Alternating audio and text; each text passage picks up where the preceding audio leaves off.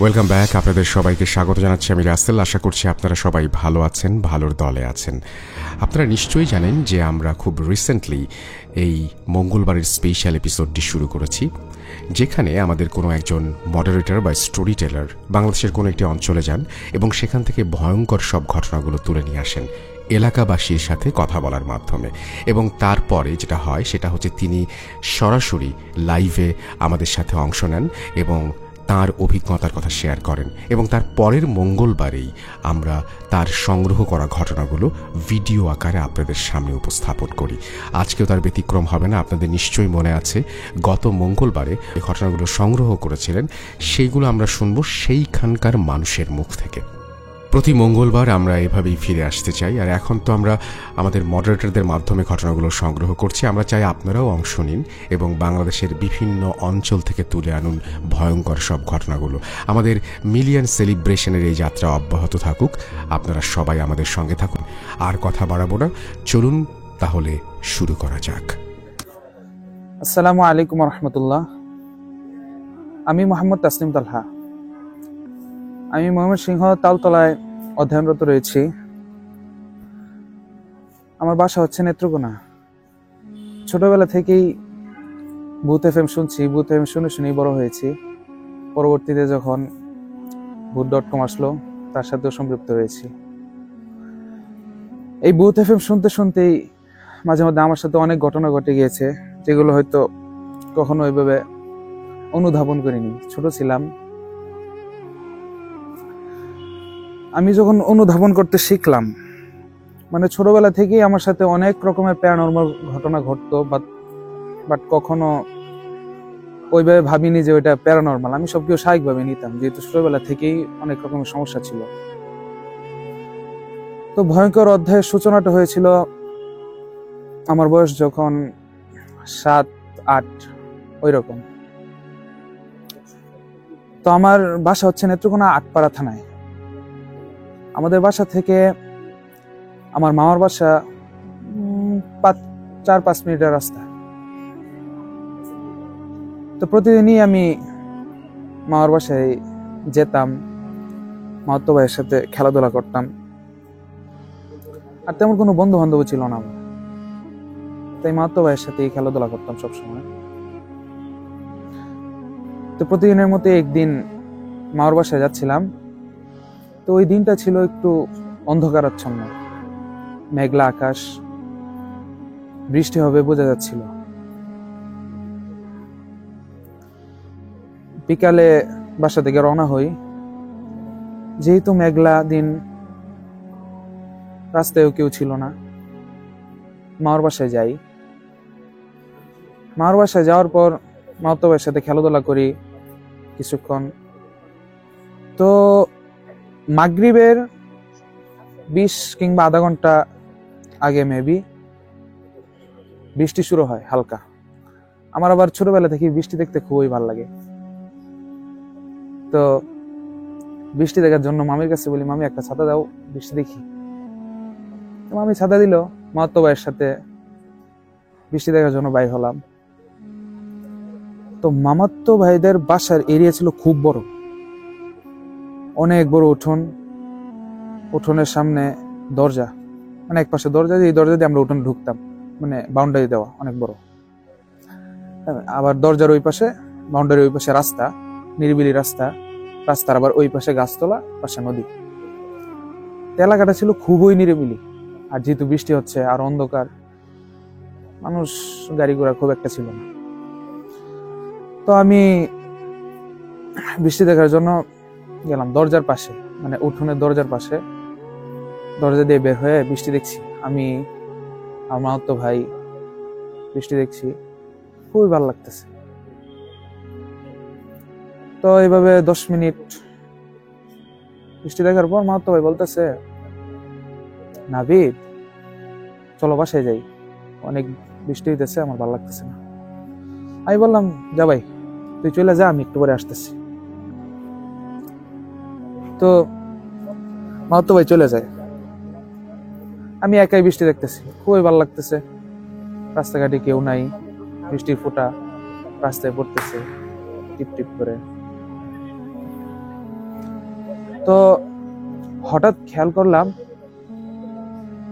কেউ একজন আমাকে খুব নাকি গলায় ডাকছে যে নাভিদ, নাভিদ, মানে আমার নাম ধরে রাখছে। প্রথম আমি আওয়াজটা খেয়াল করিনি, আর সাথেও কেউ নেই। ভাবলাম বৃষ্টি হচ্ছে, আশপাশে কেউ নেই, কে আর ডাকবে। তো আমি বাম দিকে তাকালাম, তাকিয়ে দেখি না, কেউ তো নেই, হয়তো মনের ভুল।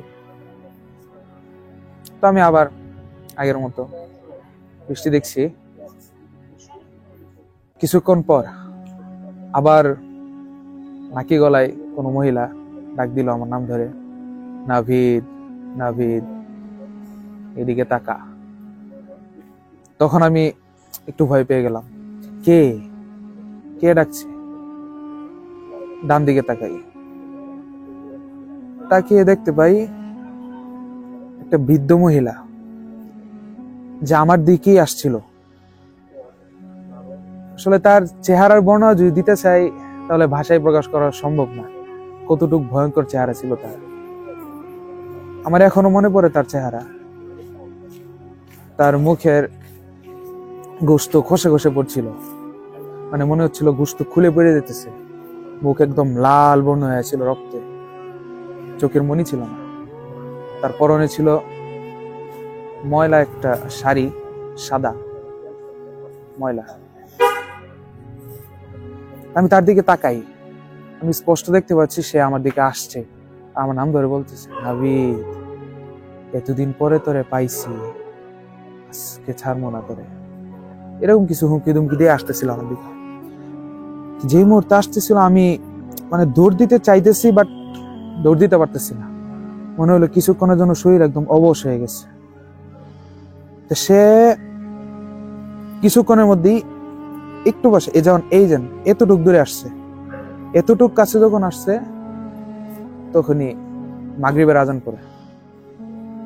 বুড়ি উধাও।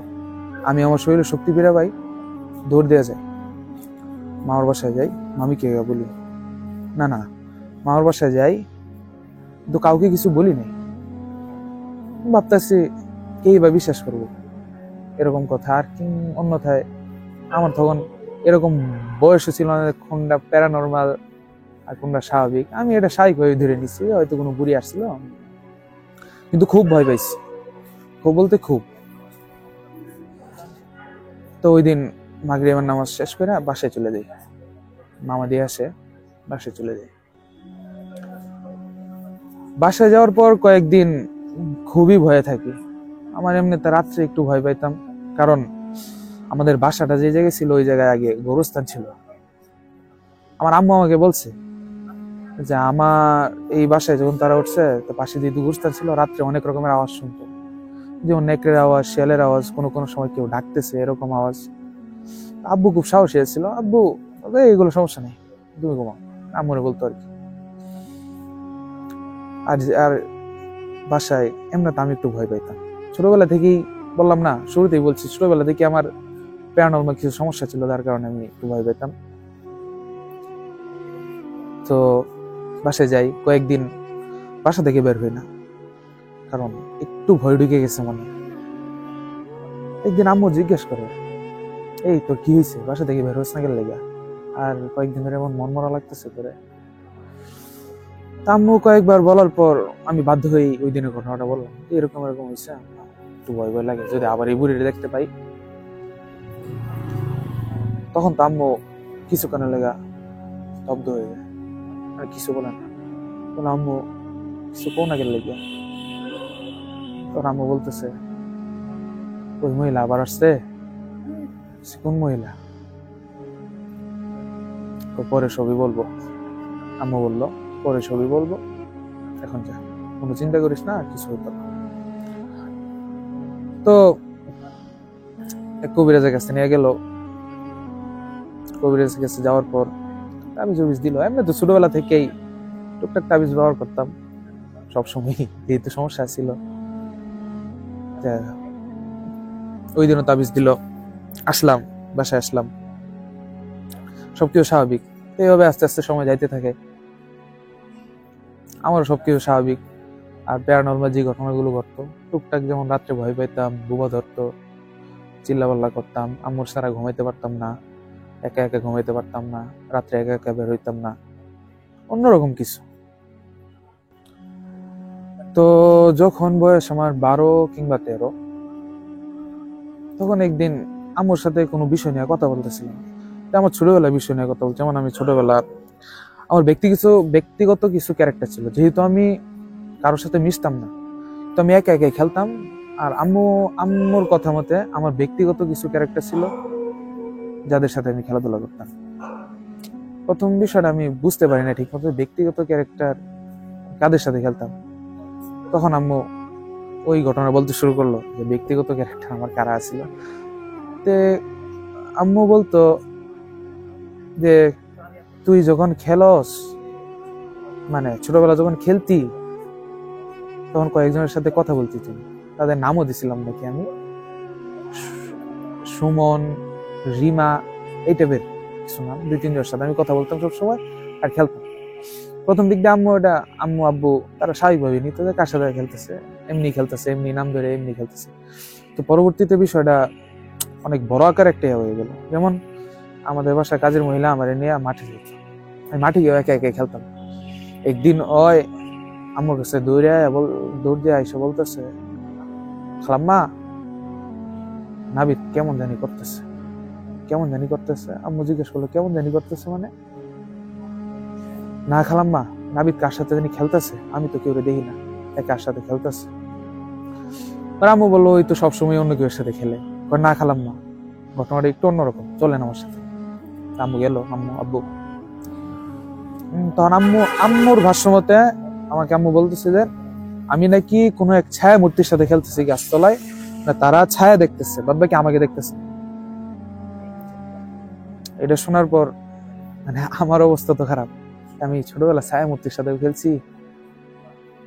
আম্মু বললো হ্যাঁ তোর এরকম আরো সমস্যা ছিল। পরে এই কথায় ওই যে গত 3-4 বছর আগে যে ঘটনাটা ঘটলো, মানে ওই বয়সে, আমার তখন বয়স 12-13, ঘটলো যেন ওই বুড়ি মহিলা।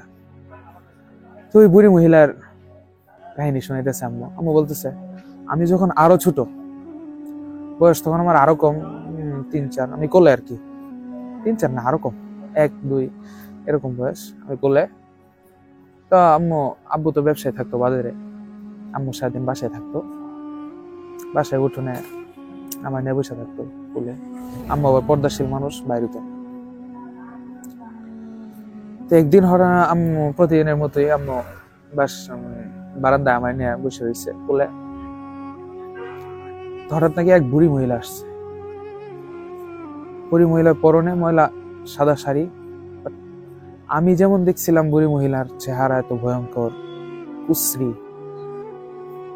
তো আম্মু বলতেছে ওই বুড়ি মহিলা স্বাভাবিকভাবে একজন বুড়ি মহিলা আসে, আইসা আম্মুর কাছে বলতেছে মা দিয়ে দে। নাকি গলায় বুড়ি মহিলা বলতেছে মা দিয়ে দে। তখন আম্মু ভাবছে ফকির মিসকিন আসছে, কিছু টাকা দিয়ে দিবা, চাউল, আমাদের এদিকে চাউল দেয়। আম্মু চাউল আনতে বাসায় গিয়ে চাউল আনছে, চাউল দিছে না, বুড়ি মহিলা তো নিতে রাজি না। সে তখনও বলতেছে মা না দিয়ে দে। তখন আম্মু ভাবছে হয়তো চাল নিবে না, টাকা নিবে। টাকা এনে দিছে 5-10 টাকা, কিন্তু না, বুড়ি মহিলা টাকাও নিবে না। তখন আমি তো ছোট, আম্মুর কোলের দিকে ইশারা করে বলতেছে মা এইটা দিয়ে দে। তখন আম্মু ভয় পেয়ে গেছে, রে হ্যাঁ। পরে বুড়ি বলতেছে হ্যাঁ এরে দিয়ে দে। তখন আম্মু ভয় পেয়ে যায়, দৌড় দিকে রুমে ঢুকে পাশে আড্ডা ডাক দেয়। আইসা দেখে নাই, কেউ নাই। আম্মু তো অবাক, একটু আগে মহিলাটা এদিকে আসছিল, এখন নাই। আচ্ছা যা হয়েছে তো হয়েছি, হয়তো পাগল হবে। পরে 1-2 দিন গেল, আবার 2 দিন পরে ওই বুড়ি মহিলা আবার আসছে, আইসা বলতেছে দিয়ে দে। যে বুড়ি মহিলাকে আম্মু দেখছে, আম্মু তো ভয়ে একদম ভীত হয়ে গেছে, ভয় তাড়াতাড়ি বাসায় ঢুকছে, ঢুকা রুমের দরজা লাগাই দিয়া বসে রয়েছে। বসে যে দোয়া দুরুদ পারে পড়তেছে আর আব্বুরে ফোন দিছে। ফোন দেওয়ার সাথে সাথে আম্মু একটু মানে এই দিক দিয়ে ঘুরছে, মানে এই দিক থেকে এই পাশে ঘুরছে, তাকাইছে, তাকাইতে বুড়ি মহিলা এদিকে। আম্মু তো তখন ভয়ে জোরে চিল্লান মারি দিছে, জোরে চিল্লান দিয়ে অজ্ঞান হয়ে গেছে। আমি বাসায় কাঁদতেছি, বাসার আন্টি আসলো, আইসা আম্মুর সেন্স আসছে। তারা জিজ্ঞেস করলো আম্মুরে কি হয়েছে, আম্মু সব কাহিনী বললো। তখন তো তারা অবাক। এমনি 2 দিন ঘটার পর বিষয়টা একটু অস্বাভাবিক লাগছে। তখন মানে আব্বু যখন কাহিনী জানছে, মানে আব্বু ভাবতেছে কোনো প্যারানর্মাল সমস্যা। আচ্ছা কার কাছে যাওয়া যায়, মানে কোন কবিরাজের কাছে যাওয়া যায়, কারণ এতদিন আর খুব একটা সমস্যা ছিল না, কবিরাজের কাছে যাওয়া হয় না। তো কার কাছে যাওয়া যায় এমন একটা সিদ্ধান্ত নিতেছে যে কালকে কেউ একজনের কাছে যাবে। পরের দিনই একজন বৃদ্ধ লোক আসছে, ওই সেম টাইম একজন বৃদ্ধ লোক আসছে, আইসা বলতেছে মা কিছু ভিক্ষা দে। তো আম্মু ভিক্ষা দিছে। তো বৃদ্ধ লোকটার শরীরে ছিল সাদা পাঞ্জাবি, সাদা পায়জামা, সাদা টুপি, সাদা দাড়ি, আর কাঁধে একটা থলে আসছিল, ওই থলেটাও সাদা। টাকা দেওয়ার পর সে টাকা নিছে, এবার সে একটু দোয়া করে দিল, বললো মা তোর যদি কোনো সমস্যা থাকে আল্লাহ তাআলা তোর সমস্যা দূর করে দেবে, আমি দোয়া করি। এই বলে চলে গেছে লোকটা। এরপর থেকে ওই বৃদ্ধা মহিলা আর কখনো আসেনি, কখনো না। তখন তো আম্মু আব্বু বুঝছে যে ওই লোক তো কোনো সাধারণ লোক ছিল না। তখন হুজুরের মাধ্যমে, মানে কবিরাজের মাধ্যমে অনেক খুঁজে হয়েছে। এছাড়াও আব্বু লোক আছে, আব্বু যেহেতু এলাকার পরিচিত, অনেক মানুষের দিয়ে খুঁজাইছে ওই লোকটা কেডা একটু খুঁজে আনে। তো না, ওই লোকরা আর কোনোদিন এখন পর্যন্ত, এই বর্তমান সময় পর্যন্ত ওই লোকরা আর কোনোদিন আমরা পাইছি না। কোনোদিন না বলতে কোনোদিনই না। এইভাবেই শুরু হয় আমার জীবনে। আমি যখন থেকে অনুধাবন করতে পারি যে আমার সাথে প্যারানর্মাল কিছু ঘটতেছে আর আমি এটা বুঝতেছি। ছোটবেলা তো বুঝতাম না, এই তখন থেকে আমি বুঝতে পারি না আমার সাথে প্যারানর্মাল অনেক কিছু ঘটতে যায়, যেটা হয়তো একটা সাধারণ মানুষের সাথে ঘটে না। এভাবেই চলতেছে। অনেক রকমের কবিরাজ দেখায়, অনেক সময় কোনো সময় সমাধান হয় না। এমন না যে সরাসরি তারা আমার কিছু করতেছে, এমন কোনো সময় না। হয়তো স্বপ্নে আমার ডিস্টার্ব করতেছে, স্বপ্নে এসে আমার ডিস্টার্ব করতেছে, ভয় দেখাইতেছে, কোনো সময় ছায়ামূর্তি ভয় দেখাইতেছে, কোনো সময় মনে করেন ঘুমাইতেছি, দেখলাম কেউ দাঁড়ায় আছে, হঠাৎ করে বসে আসলে না কেউ নাই। কোনো সময় বোবা হয়তো আপনারা জানেন, বোবা ধরে ঘুমের মধ্যে, যে শরীর একদম কি বলবো প্যারালাইসিস রোগীর মতো হয়ে যায়, শ্বাস নেওয়ার মতো উপক্রম থাকে না। তো এমনি চলতেছিল। স্কুলে পড়ি, ক্লাস 2 শেষ করে হিফজখানায় ভর্তি হই। তখন জীবনটাই আমার একটু অন্যরকম হয়ে যায়, সবকিছু অন্যরকম। মানে একটা সাধারণ মানুষ কিভাবে চলে আর আমি কিভাবে চলি, এখন আমি বুঝতে পারি আমার সময়টা তখন কতটা খারাপ গেছে। হয়তো আমি ওই সময়টাতে ওই বিষয়গুলো মাইনা নিয়েছিলাম, কিংবা আল্লাহ তাআলা পরিস্থিতি মোকাবেলা করার তৌফিক দিয়েছিল। এজন্যই হয়তো এখানে আজকে আমি আছি, নয়তো অন্য কিছু হয়েও যেতে পারতো। সব আল্লাহর ইচ্ছা। তো হেফজখানায় ভর্তি হওয়ার পর প্রথম তো নোয়ানি পড়লাম, নোয়ানি নাজেরা শেষ করে হিফজ নিছি, মানে মুখস্থ করবো কোরআন শরীফ। আমি নেত্রকোনারই আমাদের একটা প্রতিষ্ঠানে ভর্তি হই, সবাই চেনা জামাল কোরআনে। তো ওই জায়গায় ভর্তি হওয়ার পর আমার সবক 30 পারা মুখস্থ করলাম, 1 পারা মুখস্থ হয়েছে। তখন দ্বিতীয় পারার সবক যখন আমার 4 পৃষ্ঠা, মানে 4 নম্বর পৃষ্ঠায় যখন আমার সবক, আমি এমনিতে প্রতিদিন 1 পৃষ্ঠা 1.5 পৃষ্ঠা সবক দিতে পারতাম। আর যারা হেফজখানা সম্পর্কে অবগত তারা জানে 1 পৃষ্ঠা 1.5 পৃষ্ঠা সবক এমনিতে একটা ছাত্র দিতেই পারে, এটা স্বাভাবিক বিষয়। তো একটা ছাত্র যদি 1 পৃষ্ঠা রকম আধা পৃষ্ঠা, মানে একটা নিয়মিত ছাত্র প্রতিদিন 1 পৃষ্ঠা 1.5 পৃষ্ঠা সবক দিতেছে, তো হঠাৎ করে সে আধা পৃষ্ঠা সবক দেয় কিংবা আধা পৃষ্ঠাও দিতে পারতেছে না, বিষয়টা কিন্তু একটু অন্যরকম। এটা যারা হেফজখানা সম্পর্কে ধারণা রাখেন তারা জানেন, কিংবা যারা হাফেজ শুনতেছেন। আমার যখন 4 নম্বর পৃষ্ঠায় সবক, আমি 10 লাইন মুখস্থ কইরা আর মুখস্থ করতে পারতেছি না। অনেক দিন হয়ে গেছে, প্রায় 3 দিন 4 দিন চলে যেতেছে, আমি আর মুখস্থ করতে পারতেছি না। আমি বাসায় থেকে পড়তাম, মানে বাসায় গিয়ে খানা খেতাম, বোর্ডিং এ থাকতাম না, রাত্রে মাদ্রাসায় থাকতাম। তো ওই 4 নম্বর পৃষ্ঠা সহক আমি কোনোভাবে দিতে পারতেছি না। তো একদিন নিয়োগ করলাম আজকে ওভার টাইম করে এই 4 নম্বর পৃষ্ঠা আমি শিখবো। গত 2 দিন মাইরে খাইছি সহকের লাগিয়া, শিখবো। তো ওভার টাইমে বসছি আমাদের মাদ্রাসার একটা বারান্দায়, মানে 3 তলার বারান্দায় সম্ভবত আমি সহক শিখতে বসছি। রাত্রে 12টা-1টা বাজে আমি পড়তেছি, কিন্তু সহক আমার হয় না। হঠাৎ করে খেয়াল করি কেউ একজন বলতেছে, মানে কয়েকটা কণ্ঠ একসাথে বলতেছে আমার নাম ধরে, তাসনিম তাসনিম, ধরে আমরা হাফেজ হওয়ার লাগে দিব না, এই টাইপের এমনি বলতেছি। আমি এটা মানে এই বিষয়টা এমন আর কেউ শুনতেছে না, কিংবা আমি কানে শুনতেছি না, অন্তরে শুনতেছি, স্পষ্ট শুনতেছি। কয়েকবার বলার পর আমি একদম ভয় পেয়ে যাই। আমার সাথে কি আবার কিছু শুরু হয়েছে? আমি তাড়াতাড়ি উঠে আইসা পড়ি। তো পরের দিন হুজুর আমাকে ঢাইকা নিয়ে জিগায়, তুমি কয়েকদিন ধরে সবক দিতে পারতেছো নাকি? তখন আমি হুজুরকে বললাম, হুজুর এরকম সমস্যা বলে আমি কান্না করে দিচ্ছি, যে হুজুর আমি পারতেছি না, কষ্ট হয়ে যেতেছে, আমি আর হেফজে পড়ব না। তখন হুজুর বুঝে আমার সমস্যাটা। এর আগেও আমার সাথে যে প্যারানরমাল টুকটাক ঘটে গেছে সবগুলো হুজুরে জানাই, বলে দেখো এখন যদি তুমি হার মাইন না যাও তাহলে তারা তো তোমার একদম শেষ করে দিবে। কারণ তারা যদি পড়ালেখা থেকে দূরে সরাই দিতে পারে, কোরআন পড়া থেকে, তারা অনেক কিছু করতে পারবে। তুমি কোরআনের সাথে লাগিয়ে থাকো, ইনশাল্লাহ সব কিছু সমাধান আছে। দুদিন মানে মনে একটা আত্মবিশ্বাস পাই, একটা বল পাই, শক্তি পাই যে না আমি পারবো। তাদের এইসব অপেক্ষা করে আমি চেষ্টা করি। তো আবার আস্তে আস্তে সবকিছু স্বাভাবিক হয়, হুজুর কিছু আমল দেয়, আমল করি, সবকিছু আস্তে আস্তে স্বাভাবিক হয়। তো এক রাতের ঘটনা, মাদ্রাসায় মানে যখন আমি সবক দিতে পারতেছি এইভাবে কিছু হইতেছে না, মানে আমার কাছে যেটা মনে হইলো যে তারা এইভাবে কিছু পারতেছে না, তখন আমার সাথে তারা অন্য কিছু করতে চাইতেছিল। অন্য কিছু যেমন একদিন রাত্রে ঘুমাইতেছি, আমি এবার ঘুমাইতাম হেফজখানায়। তখন আমি রাত্রে মাদ্রাসায় থাকি, তো বাসায় গিয়ে খানা খেয়ে আসতাম।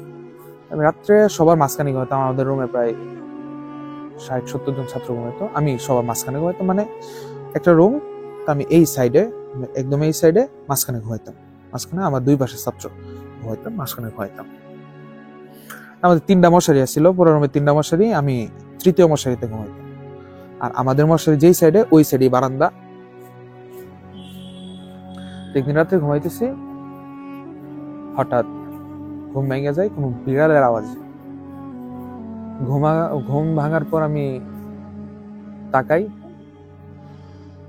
তো যেহেতু চোখের সমস্যা, হালকা একটু কম কম দেখতাম, বাদ কি স্পষ্ট দেখছি। তাকাইছি, একটা বিড়াল আমার সামনে, একদম মাথার সামনে এমনি তাকাই গেছে।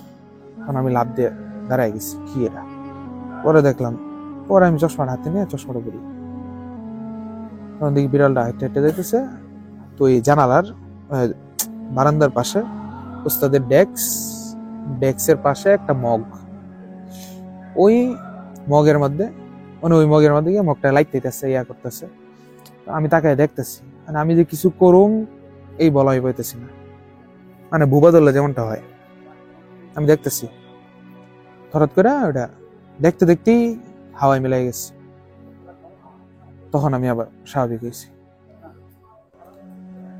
তো হয়তো মানে এই সময়টা একটা বিড়াল আছিল, কিন্তু বিড়াল এই কর্মকাণ্ড যদি সামনাসামনি হয় আপনারাও ভয় পেয়ে যাবেন, স্বাভাবিক বিষয়টা। আর যেহেতু আমার সাথে সবসময় প্যারানরমাল কিছু ঘটে, আর রাত্রে আমি ভয় পাই, সবকিছু মিলে অনেক বেশি ভয় পাই গেছি ওই দিন। পরদিন হুজুরে সবকিছু জানাই, তখন হুজুর অবাক হয়ে যায়, তুই এটা কি বললি? কালো বিড়াল? কালো বিড়াল দেখছি, এরকম এরকম হয়েছে। তখন আমি এর আগে আমি ছাত্ররা জিজ্ঞাসছিলাম যে আশপাশে কোনো কালো বিড়াল আছে কে, এরকম কালো বিড়াল মাঝারি সাইজের? তা তারা বলল না, কালো বিড়াল নাই। তো কালো বিড়াল কেরা পুষে? আর এইদিকে কালো বিড়াল আমি দেখছি না, মানে কেউই দেখছে না। আমাদের ছাত্র 300-400 ছাত্র, আর আমাদের রুমই আছে 100 ছাত্র। তো তারা বললো কালো বিড়াল নাই। হুজুরের কাছে বললাম, হুজুর মানে হুজুরে দেখে মনে হইতেছে অন্য কিছু, হুজুরের মনে হয়ে গেছে। হুজুর তখন আমার বললো, আসলাম শোনো একটা ঘটনা শোনো তুমি। আচ্ছা হুজুর বল। তখন হুজুর বলতেছে, আমাদের মাদ্রাসা যখন প্রতিষ্ঠা করা হয় শুরুর দিকটা, ওই এলাকাটা আবার হিন্দু পাড়া, হিন্দু বেশি, তো আশপাশে হিন্দু ছিল, ওই দিক দিয়ে তান্ত্রিকের বাসা ছিল। আই মিন হিন্দু বাসায় তান্ত্রিকের আসা যাওয়া ছিল বা এই টাইপের কিছু আমার মনে হইতেছে না, কিন্তু তান্ত্রিক ছিল কোনোভাবে ওই জায়গায় তান্ত্রিক থাকতো কিংবা তান্ত্রিক আসা যাওয়া করতো। তাহলে আমরা 3 তলায় ওই রকম 2টা বিড়াল আসতো সবসময়, ওই তান্ত্রিক যখন থাকতো ওই বাসায় বিড়াল আসতো, কিন্তু ওইগুলোর কোনোভাবেই মাদ্রাসা থেকে তাড়ানো যেত না, আর এগুলো ছাত্র আর অনেক ডিস্টার্ব করতো। একটা সময় এমন হয়েছে বিড়ালগুলো আসার পর সব ছাত্র একসাথে অসুস্থ হয়ে গেছে। আর তখন ছাত্র কতজন ছিল, 60-70 জন, একদম প্রাথমিক পর্যায়ে অসুস্থ হয়ে গেছিল। বা এই টাইপের একটা ঘটনা আমার শোনাইছিল যে ওই বিড়ালগুলো না তো আবার। তখন আমি একটু ভয় পেয়ে যাই। বাকি পরবর্তীতে আর এমন কোনো সমস্যা হয় নাই, মানে ওই কালো বিড়াল আর দেখি নাই। ওই একদিনে দেখছিলাম, যেমন বললো আগে এরকম হয়েছে হয়তো বা এরকম কিছু। আচ্ছা চলতেছে, আর কোন সমস্যা নাই। বাকি রাত্রে তো ভয় পাইতেন। যেমন আরেকদিন রাত্রের ঘটনা, মানে যেগুলো এখন আমার মনে পড়ে কোনোদিন ভুলতে পারবো না এগুলো। আরেকদিন রাত্রের ঘটনা, তখন আমার জায়গা পরিবর্তন হয়ে গেছে অনেকদিন পরে। আমি তো ডান সাইডে মাঝখানে ঘুমাইতাম, এখন ডান সাইডে পাশে ঘুমাই। মানে ওই এদিকে বারান্দার দরজার পাশে একজন, তার পাশে আমি। তো দরজাটা ভাঙ্গা, সিটকারিটা ভাঙ্গা, তো সবসময় দরজা খোলা থাকতো, আমরা কোনোভাবে রেহাল কিংবা কলম দিয়ে আটকে রাখতাম দরজাটা। আর এদিকে 2টা জানালা, একটা বারান্দার জানালা, মানে বারান্দার পাশে দেয়াল, এই দেয়ালের জানালা, ওই দিক একটা সামনে একটা জানালা, সামনের দেয়ালে। তো রাত্রে ঘুম ভাঙছে, হঠাৎ দেখি মানে কেমন লাগতেছে, ভয় লাগতেছে, জানালাগুলো খোলা। তা আমি ভয় লাগলে আবার যখন জানালা খোলা থাকতো আমি জানালাগুলো লাগাই দিয়ে আসতাম। তো ওই দিনও জানালা লাগাইতে গেছি, চোখে চশমা আসছিল। আমি বারে বারে চশমার কথা উল্লেখ করতেছি কারণ আমি চশমা ব্যবহার করি। এখন যদিও সমস্যার জন্য, ক্যামেরার সমস্যার জন্য চশমা লাগাইছি না, চশমাটা খুলে রাখছি। আমি সবসময় চশমা ব্যবহার করি, আমার পাওয়ার একটু বেশি, প্রায় 1500 পাওয়ার আমার চোখে। তো বুঝতেই পারতেছেন চশমা ছাড়া আমি একটু কমই দেখি, একটু না ভালোই কম দেখি, একদম ঝাপসা। তো আমি চশমা নিয়ে জানালার এদিকে গেছি। আমি স্পষ্ট, তখন আমার হুশও আছে, দেখতেছি বাইরে কেউ একজন হাঁটতেছে, একটা পুরুষ অবয়ব হাঁটতেছে, কিন্তু তার মাথায় খুলি নাই, মানে মাথা ছাড়া একটা দেহ হাঁটতে হাঁটতে যাইতেছে। তাও খুব উপর থেকে দেখতেছি এমন না, আমি 2 তলা থেকে দেখতেছি। নিচে স্পষ্ট রুড লাইটে দেখা যাইতেছে যে একটা মানুষ হাঁটতেছে, তার শরীরে মাথা নাই, মুন্ড নাই, লোকটা শুধু শরীরটা নিয়ে হাইটে হাইটে যাইতেছে, হাতে একটা কিছু মনে নাই। আমি অনেকক্ষণ দেখছি লোকটা হাইটে যাইতেছে, আস্তে আস্তে হাইটে হাইটে যাইতেছে, মানে ছেঁচড়ায় হাইটে যাইতেছে। তখন আমি যদি কি কমু, মানে বলার ভাষা নেই, এত ভয় লাগছে। মানে ওই দিন ফার্স্ট টাইম আমার এত বেশি ভয় লাগছে। এর আগেও আমার সাথে যেহেতু প্যারানর্মাল ঘটনা ঘটছে, সবকিছু স্বাভাবিক হয়ে গেছিল। আমি মানে প্যারানর্মাল ঘটনা ঘটতে ঘটতে আমার কাছে এটা স্বাভাবিক হয়ে গেছিল, তাই খুব একটা ভয় পাইতাম না। বা ওই যে কিছুদিন আগে যেটা ঘটলো আমার সাথে, ওই যে বিড়াল দেখলাম এর কিছুদিন আগে, এত ভয় পেয়েছেন। ওই দিনের ঘটনা আপনি একটু কল্পনা করে দেখেন যে আপনার সামনে একটা মানুষ হাঁটতেছে, তার মাথা নাই, মানে গলাতে এখানে নাই, শুধু বডিটা হাঁটতেছে। ওটা তো দিনের বেলা দেখলেও যে কেউ ভয় পাই যাবে। আর আমি তো রাত্রে, এত রাত্রে, তখন প্রায় 3টা বাজে দেখছি, অনেকক্ষণ তাকায় দেখছি, তাও চোখের ভুল নাই এটা আমার। আমি কেউ ডাক দিই না, আমি তাড়াতাড়ি জানালা লাগাই তাড়াতাড়ি এসে শুয়ে পড়ছি। শুয়ে আয়াতুল করছি, চারকুল, আরো কিছু কিছু আমল আছে, সবগুলো বলে ঘুমা দিচ্ছি। এই ঘটনা আর কাউরে বলি নাই, কারণ আমি জানি আমার সাথে এটি হইতেছে। আমি চিকিৎসাধীন অবস্থায় আছি, মানে আমার তো চিকিৎসা করতেছে কবিরাজ, এখন বললেও কিছু হইতো না, আমার সাথে এটি ঘটবই। ওইটার কেউ কাউরে বলি নাই। তেমনি অনেক দিন গেছে, অনেক দিন বছর শেষ হইলো, আমার জায়গা আবার পরিবর্তন হইলো। ও না, আরেকটা ঘটনা বলি। ওই জায়গাতে থাকাকালীন মানে তখন আমি বারান্দার পাশেই ঘুমাই, মানে বারান্দার পাশে একজন, দরজার পাশে একজন, তার সাথে আমি ঘুমাই। তো ওই দিন রাইতে মেবি ওই আমার সাথে যে ঘুমাইতো, মানে যে বারান্দার দরজার সাথে ঘুমাইতো, সে নাই। আগেই বলেছিলাম দরজাটা ভাঙা, মানে সিটকারি ভাঙা, সেহেতু দরজাটা খুলে থাকতো। আর সে ঘুমাইলে তো তার সিটে চাপা বেরো দরজা একটু লাগে থাকতো। যেহেতু ওই দিন সে নাই, তো দরজাটা খোলা, বর্ষাকাল, দরজার খোলা। আমিও আর লাগাইছি না, তাড়াতাড়ি ঘুমাই গেছিলাম, যেহেতু ফজর আগে উঠতে হবে। ঘুমাই গেছি, হঠাৎ রাত্রে ঘুম ভাঙছে, ভয় পাইতাম, রাত্রে ঘুম ভাঙছে, দেখি জানা বারান্দার দরজা খোলা, কারেন্ট নাই, সবকিছু অন্ধকার। ওই যে আগে বললাম, আমার ভয় লাগলে জানালা দরজা সবকিছু লাগাই দিতাম, তারপর ঘুমাই যেতাম। ওই দিনও সেম, চশমাটা হাতে নিয়ে চোখে পইরা বারান্দায় গেলাম। সব কিন্তু অন্ধকার, অন্ধকারে যদি হালকা আলো, একদম অন্ধকারের মধ্যে যদি হালকা আলো দেখেন, ওটা কিন্তু চোখে পড়ে। তা আমি বারান্দায় গেলাম। তা আমাদের বারান্দার একটা বর্ণনা দিই। বারান্দাটা হয়েছে লম্বা বারান্দা, বারান্দার বাইরে মানে মাদ্রাসার সামনে একটা আম গাছ ছিল। আম গাছ, আমার বারান্দা 2 তলা।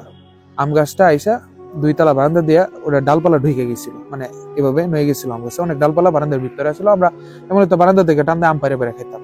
ওইটাতে আবার খুব আম হইতো, খুব এমন হইতো যেন লোকে আম বিক্রি করে কুলাইতে পারতেছে না। মানে এই গাছের যে মালিক, বাসার পাশে, মাদ্রাসার পাশে এক লোকের, তো আমরাই খাইতাম, ছাত্ররাই খাইতাম। তারপর অনেক আম হইতো, আর অনেক মজা ছিল আমগুলা। তো এই আম গাছের ডাল এদিক দিয়ে গেছে আয়া পড়ছে মাদ্রাসার বারান্দার ভিতরে। আমি গেলাম, যখন বারান্দার দরজা লাগাইতে গেছি, কিছু একটু বারান্দা দিয়ে উঁকি দেখি, বৃষ্টি যেতে হইতেছে, একটু দেখি। তো বৃষ্টি খুব ভালো লাগে, আগে বলছিলাম। তো তাকাইছি, হঠাৎ যেই তাকাইছি, মানে কি কমু, এগুলারে প্রাণী কমু না অবয়ব কমু নাকি জিন ভূত পেতনি কিছু কমু আমি জানি না। দেখি 2টা মানে প্রাণীর মতোই, অনেকটা বাদর টাইপের, কিন্তু বাদর না, ওইগুলার চোখে লাল লাইট জ্বলতেছিল। 2টা মানে লাল লাইটের কারণে তার পুরো বডি দেখা যাইতেছিল, মানে চোখের আলো এত বেশি, পুরা তারার যে পুরো বডিটা দেখা যাইতেছিল, যে এতটুকু বড় হবে। 2টা আমার দিকে তাকায় আছে, আমি যে ঢুকছি আমার দিকে তাকায় আছে। তখন একটা ভয়ঙ্কর আওয়াজ করছে তারা। আওয়াজটা তো আমার বাসায় বলা সম্ভবই না। অনেক ভয়ঙ্কর একটা আওয়াজ করে আমি শান্তি, মানে কয়েক সেকেন্ডের মধ্যে এইসব কিছু ঘটে গেছে। আমি তারা দেখছি, আওয়াজ করছে, উদা হয়ে গেছে, কিন্তু আমি স্পষ্ট দেখছি। আমি তাড়াতাড়ি দরজাটা কলম দিয়ে আটকায়া শুয়ে পড়ছি, কিন্তু আমার আর ঘুম হইতেছে না। আমি ভয় পেয়ে গেছি। রাত্রে কারেন্ট ছিল না, তখন আমি গিয়া হুজুরে ডাক দিচ্ছি। তখন হুজুর আসছে, আইসা মানে হুজুরে ডাক দিয়া এদিকে নিয়ে আসছে, এসে বলছি নে।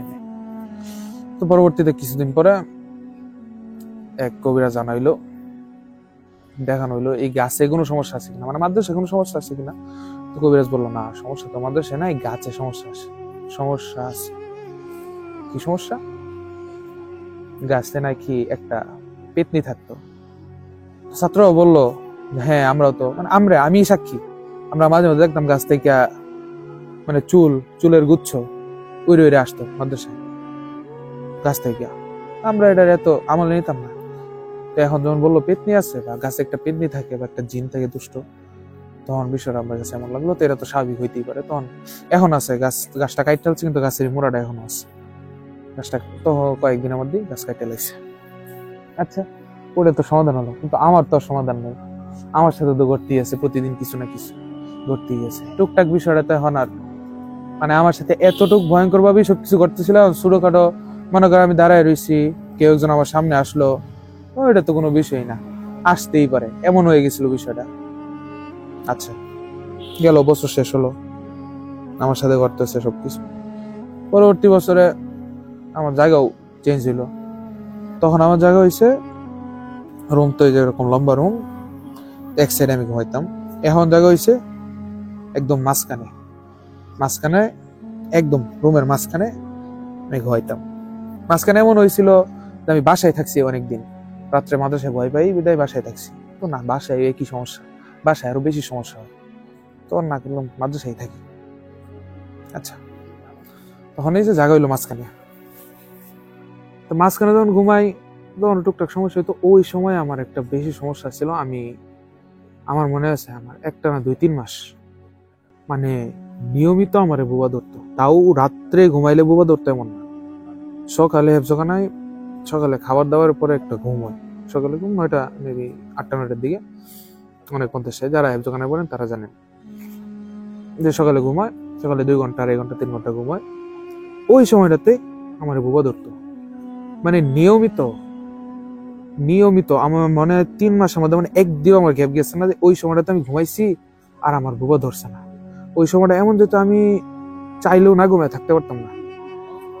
আর ঘুমও ধরতো, প্রচুর ঘুম ধরতো ওই সময়টাতে, এত ঘুম ধরতো যে আমি তাকাই থাকতে পারতেছি না, বেশ ঘুমাই যেতাম, বেশ বুবা ধরতো। আমি অনেক আমল করতাম, কিন্তু আমি জানি না কেন লাগে জানি আমলগুলা তখন আমলেও কাজে লাগছে না, আমার বুবা ধরছেই। যত আমলি করি আমার কিছু না। যেমন একদিন রাত্রে আমি মেবি একদিন সকালে আমি ঘুমাইতেছি, তো ওই দিনও বুবা ধরছে। বুবা ধরলে আমি স্বপ্ন দেখতাম, ওই দিন আমি স্বপ্নে দেখতেছি যে আমি একটা জায়গায় গেছি, তা জায়গাটা হয়তো আমার নানু বাড়ি, মানে স্বপ্নের মধ্যে নানু বাড়ি, হ্যাঁ নানু বাড়িতে গেছি। অনেক ভয়ঙ্কর একটা সময়, মানে দিনটা একদম অন্ধকার, গ্রামটা একদম, আমাদের নানু বাড়ি গ্রাম একদম ধ্বংস হয়ে গেছে। আমি দাঁড়ায় আছি, আমার একটা নেকড়ে ধাওয়া করে, আমিও দৌড়তেছি, সবাই নেকড়ে মাইরালছে, আমারও মাইরালবো। তখন আমি একটা ইটের মধ্যে ওষ্টাকায় হোঁচটকায় পড়ে যাই।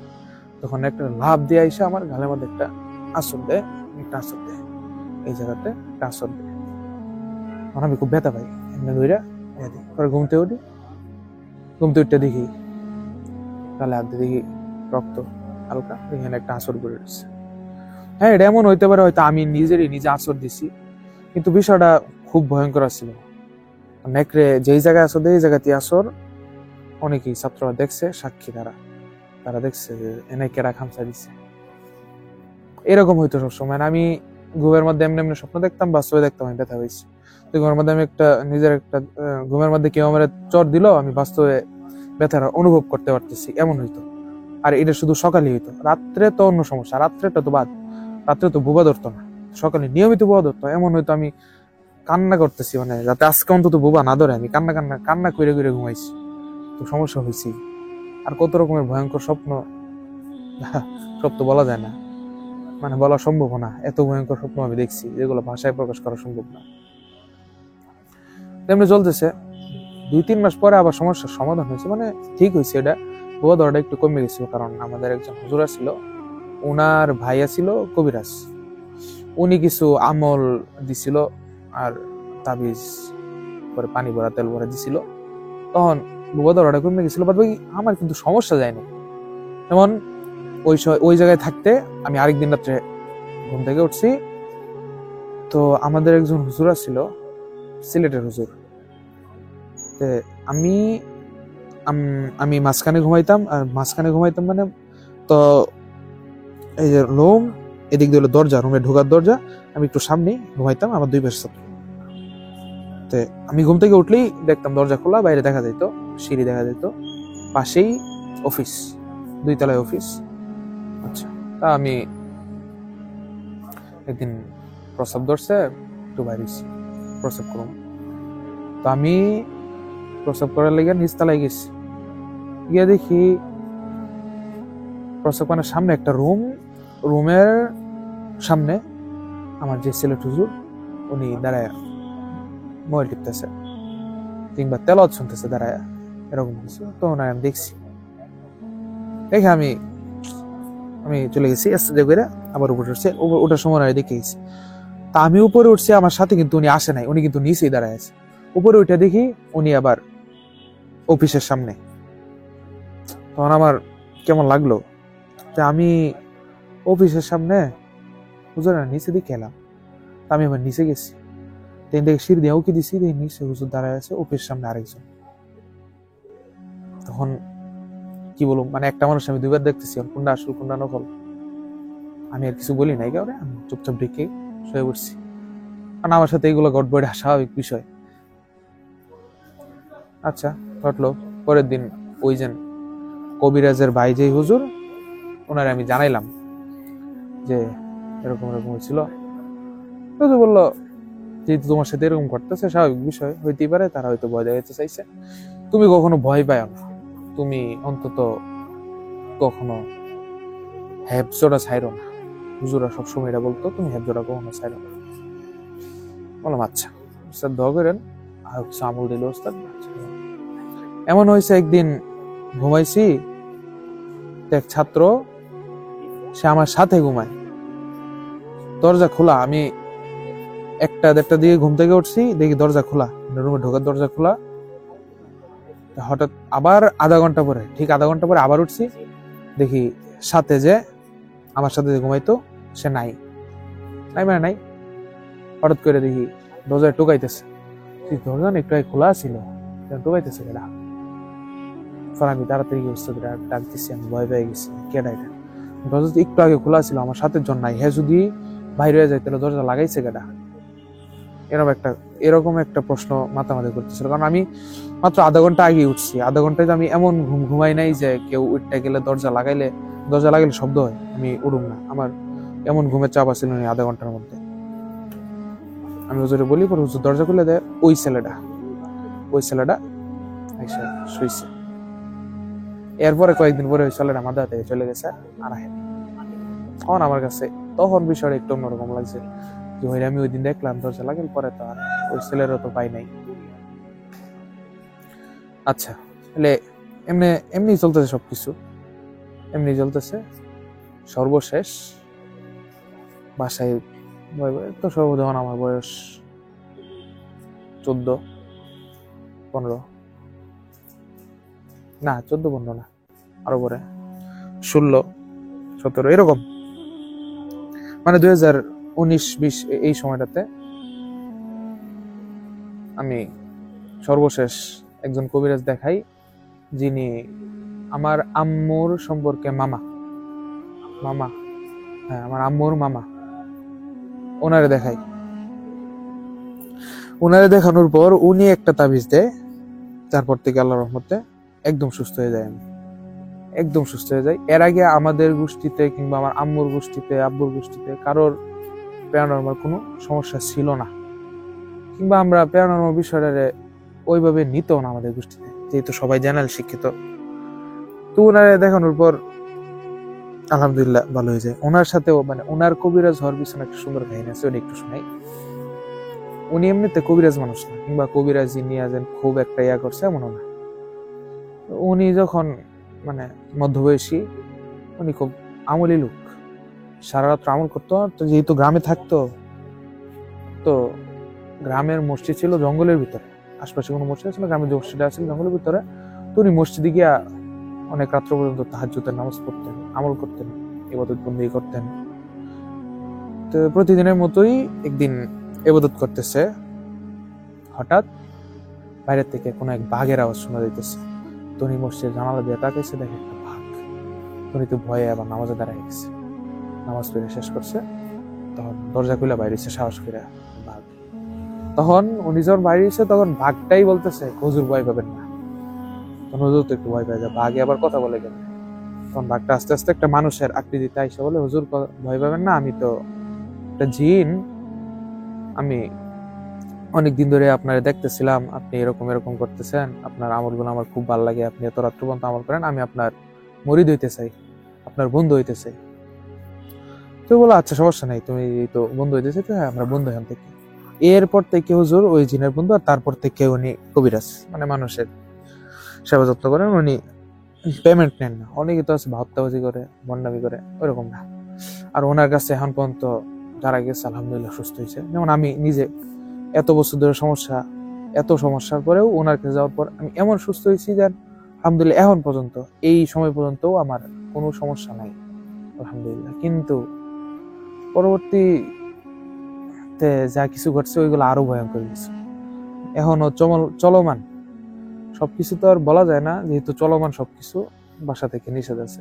আমি হালকা বলি যে আমাদের এই যে সমস্যাগুলো এখন দেখা যাইতেছে আমার মামাতো ভাই, আমার পরিবারের লোকদের মধ্যেও এরকম সমস্যা দেখা যাইতেছে, কিন্তু এর একটা আরো ভয়ঙ্কর। যেমন গত কিছুদিন আগে আম্মুর সাথে একটা ভয়ঙ্কর ঘটনা ঘটে গেছে। আম্মু ঘুমাইতেছে, কিছুদিন আগে আম্মু ঘুমাইতেছে, রাত্রে বাসার দরজা খোলাই ছিল, বারান্দার গ্রিল লাগানো ছিল। আম্মু ঘুমাইতেছে, হঠাৎ বাসায় কেউ নাই, আব্বু নাই, আর আমি আমার ছোট ভাই মাদ্রাসায়। তো ঘুমাইতে হঠাৎ করে একটা কালো অবয়ব বাসায় ঢুকছে। ঢোকার পর অনেক চেষ্টা করছে আম্মুরে ভয় দেখানোর, কিন্তু কোন আম্মুর শরীরে স্পর্শ করতে পারেনি। অনেকক্ষণ চেষ্টা করছে, পরে চলে গেছে।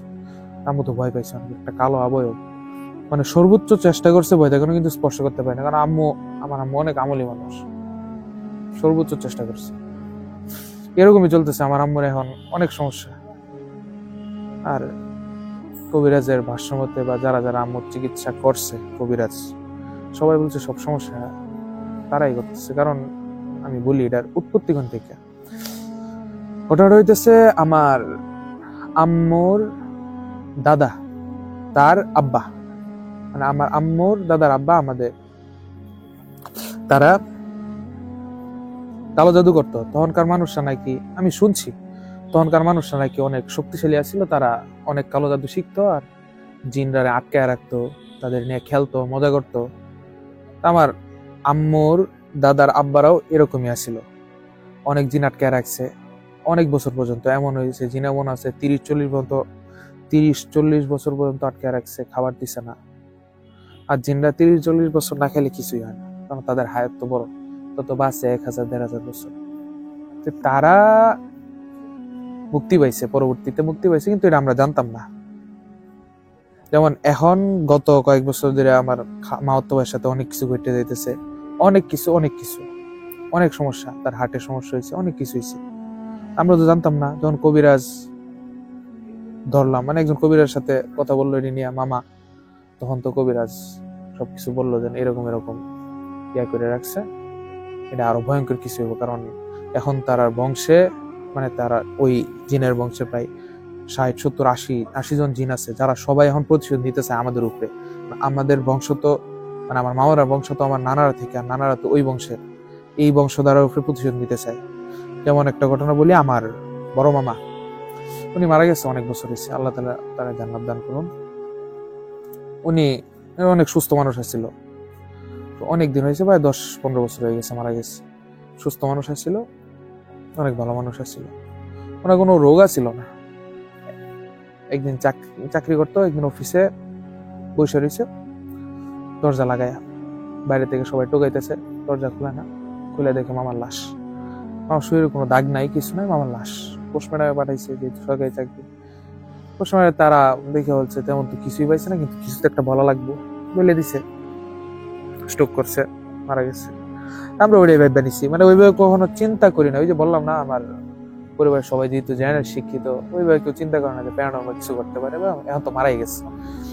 তাই স্বাভাবিকভাবে কিছুদিন আগে, কয়েক মাস আগে, একটা জিন উপস্থিত হয়েছিল, মানে আমাদের মামার বাসায়। সে তার মুখে বলছে, জিজ্ঞাসা যে, মানে আমার বড় মামার নাম ধরে বলতেছে যে এরে কেডা মারছিল, বল তোরা। অনেক কথা বলতেছে জিন রাগে। তখন মা বলতেছে, কে মারছে? আমি নিজের হাতে মারছি, এভাবে তোরা বংশের সবাই মারলাম, সবাই, এই বংশের এক ফোঁটা রক্ত যার যার শরীরে আছে সবাই মরবো, এই বলে চলে গেছে। আমার মামাতো ভাইয়ের অবস্থা খুবই খারাপ, সবার কাছে আমি দোয়াও চাই, খুব খারাপ। সে পড়াশোনা করতে পারে না, পড়াশোনা করলেই সমস্যা। আমার ছোট ভাইয়েরও সমস্যা, আমার আম্মুরও সমস্যা। আলহামদুলিল্লাহ আমার কোনো সমস্যা নাই এখন, অনেক সমস্যা, এটা এখনো চলমান। কবিরাজ বলছে যে এর আগে এই সমস্যা নেই, মানে আমাদের পারিবারিক সমস্যা নিয়ে আগে আরো 3 জন কবিরাজ করা হয়েছে, যারা কাজ করতে চাইছিল, এটা কমাইতে চাইছিল, 3 জনই মারা গেছে। এখন 4th কবিরাজ আছে, সেও যখন কাজ শুরু করছে, তারও একই সমস্যা, তার একটা মেয়ে অসুস্থ হয়ে গেছে, সে আর কাজ করতে চায় না। তারপর সে কাজ করতেছে, তার মতো যতদূর সম্ভব করতেছে। এইভাবেই চলতে সবকিছু, এখনো চলমান। আমি জানি না সামনে কি হবে, সবকিছু নিয়ে অনেক চিন্তিত। আমার আম্মুর অবস্থা তো খুবই খারাপ, আমার মামাতো ভাই, তার তো জীবন শেষ। কারণ যারা এই সমস্ত প্যারানরমাল ঘটনা সম্পর্কে অবগত তারা জানে, যাদের পিছনে এমনি লাগে, তারা জীবন তো শেষ না করে ছাড়তো না। আর এই জায়গায় যদি মানে প্রতিশোধের একটা ব্যাপার স্যাপার হয়, মানে কতটুক রাগ থাকলে তারা এত বড় প্রতিশোধ নিতে পারে যে তোর পুরা বংশের এক ফোঁটা রক্ত যার শরীরে আছে তাদের সবাইকে আমরা মারব। অনেক কাহিনী ঘটছে, এগুলো নিয়ে সবকিছু আমি বলতে চাই না, যেহেতু ঘটনাটা চলমান আর নিষেধ আছে। তারপর একটু ধারণা দিলাম যে যখন তখন এমন হইতে পারে, আল্লাহ না করুন আমার আম্মু নাই, তাদের কারণে আমার মামাতো ভাই নাই, এমন হইতে পারে। অনেক সমস্যা, আমার মামা অনেক টাকা খরচ করতেছে, সবার কাছে একটু দোয়া চাই। এটাই আমার জীবনের একটা ভয়ঙ্কর অধ্যায়, যেটা আমি বর্ণনা করলাম, আমার জীবনের সাথে ঘটছে, এখনো চলমান। সবাই দোয়া করবেন। রাসেল ভাইয়ের প্রতি আমার সালাম রইল। আসসালামু আলাইকুম। আসসালামু আলাইকুম। এটা হচ্ছে আমার চতুর্থ ঘটনা।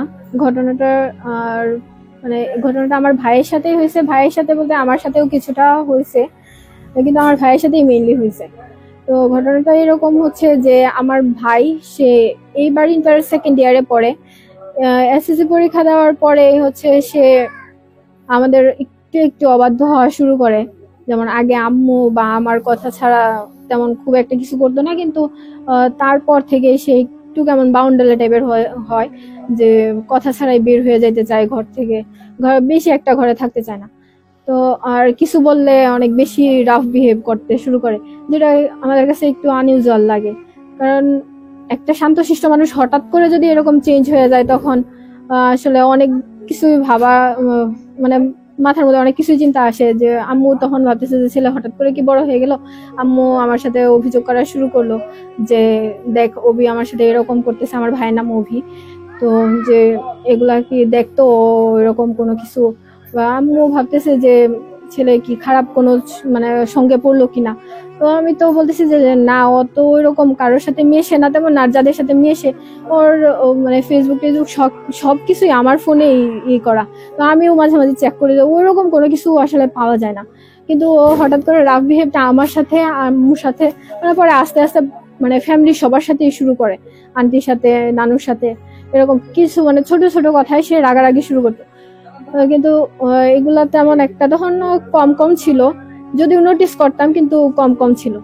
তারপরে ইন্টার ফার্স্ট ইয়ারে যখনই করছে, তখন ভর্তি হওয়ার পরেই ওইটা একটু মানে হঠাৎ করে আরো একটু বেশি হয়ে যায়। তো বেশি হয়ে যাওয়ার পরে আম্মু তখন আরো বেশি ওরেও বকাবকি করতো যে তুই বেশি বড় হয়ে গেছিস সেগুলা।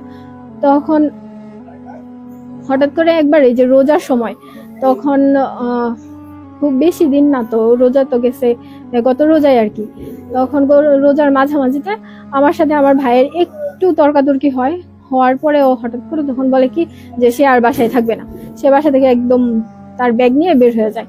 তো এইটুকু কথায় ও বাসা থেকে বের হয়ে গেছে, একটা ছোট ওই তো বলা যায় তখন যে মানে ময়মনসিং এ ও তেমন কোনো কিছু চেনে না, তো হঠাৎ করে বের হয়ে গেছে এটা। তখন আম্মু আমারে আবার বলতেছে যে তুই বেশি করছিস হয়তো ছেলের সাথে, এই জন্য ও বের হয়ে গেছে। তখন আমি নিজেও বুঝতে পারতেছি না যে আসলে হয়েছে কি। তখন ও বলতেছে, আমি আবার যাওয়ার সময় জিজ্ঞেস করছি তুই যাবি কই, পরে বলছে যে আমি আব্বুর কাছে চলে যাবো। তো এখানে একটু বলে রাখি যে আমার আব্বু আম্মু একটু সেপারেটেড অনেকদিন ধরেই। আমরা আমার আম্মুর কাছেই থাকি, আব্বুর সাথে আমাদের যোগাযোগ নাই বললেই চলে। তো হঠাৎ করে ওর এই ধরনের কথায় আম্মু অনেক বেশি আপসেট হয়ে যায়। যে আমার ভাই তখন ক্লাস 4-এ পড়তো যখন আমরা আসি, তো যে এত ছোট থেকে সে ছিল। আর আমার ভাই এরকম যে আমার আম্মুরে ছাড়াও কোথাও যায় না, আর যাওয়াটা কখনোই প্রেফার করে না। যখনই আমার দাদুর বাড়ি থেকেও যদি কেউ আমাদেরকে নিতে আসতো, ও বলতো কি যে আমি গেলে তখন সে যাবে এরকম। তো ও হঠাৎ করে এরকম কথা বলতেছে আমারে রেখে, আম্মুরে এখানে রেখে ও চলে যাইতেছে, এটা একটু আনইউজুয়াল আমার কাছেই লাগে। আর আম্মুও একটু বেশি আপসেট হয়ে যায় যে ছেলের এত করলাম, এখন ছেলে তার বাপের কাছে চলে যেতেছে। তো আম্মু এটা নিয়ে এসে করার পরে আবার আমি বলতেছি যে সে যাবে না, চলে আসবে। তো সে ওই দিন আর আসে না। আমরা সব জায়গায় খোঁজ নিয়ে জানতে পারি যে সে আব্বুর কাছেই গেছে। তো তখন আম্মুরে বলি যে আচ্ছা চিন্তার কোনো কারণ নাই, ও 1-2 দিন পরে চলে আসবে। কিন্তু 1-2 দিন এরকম করতে করতে সে আসে না। তারপরে আম্মু তো কান্নাকাটি শুরু করছে, আর আমারে দোষ দেওয়া শুরু করছে যে আমি একটু বেশি হয়তো ওরে শাসন করছি, যে কারণে ও চলে গেছে। তো এভাবে আমার ভাইয়ের সাথে কথা বলতে চায়, কিন্তু আমার ভাই কথাও বলে না, আম্মুর সাথেও কথা বলে না, আমার সাথেও কথা বলে না।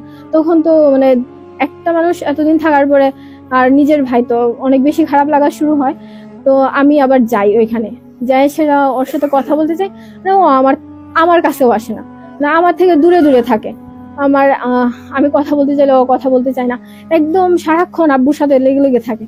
তখন আম্মু আবার ওইদিকে ফোন দেয়, ওরে ফোন দেওয়া কথা বলতে চায়। ওর সাথে কথা বলার পরে আব্বুর কাছে যায় ফোন। আম্মু যখন বলতেছিল যে তুমি চলে আসো তোমার আপুর সাথে, তখন বলতেছে যে আব্বু ফোন নিয়ে বলতেছে যে এত কিসের ছেলেরে নিয়ে আসছি না, এখন মেয়েরেও নিয়ে আসবো এমনি।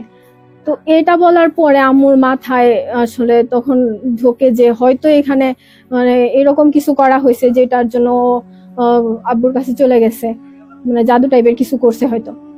তো তখন আম্মু খুঁজতে খুঁজতে ওই যে এক কবিরাজের সাথে কথা বলে, ওই উনার সাথে কথা বলার পরে উনি আসলে আম্মুরে বলে যে হ্যাঁ ওবির উপরে এরকম কিছু করা হয়েছে। এর মাঝখানে ওবি এসএসসি পরীক্ষা দেওয়ার সময় দাদুর সাথে দেখা করতে গেছিল বাড়িতে, তো ওই সময় আর কি ওরা এরকমই করছে। এর কিছুদিন আগে থেকে দাদা ভাই আব্বু তারা রাস্তাঘাটে দেখা হইলে, মানে যেহেতু কাছাকাছি নানুর বাড়ি আর দাদুর বাড়িটা, মানে দেখা হইলে বলতো যে দাদুর সাথে দেখা করতে যাও, দাদুরে দেখে আইসো, এগুলা বলতো। মাঝখানে আমি আর আমার ভাইও গেছিলাম দাদুর সাথে দেখা করতে।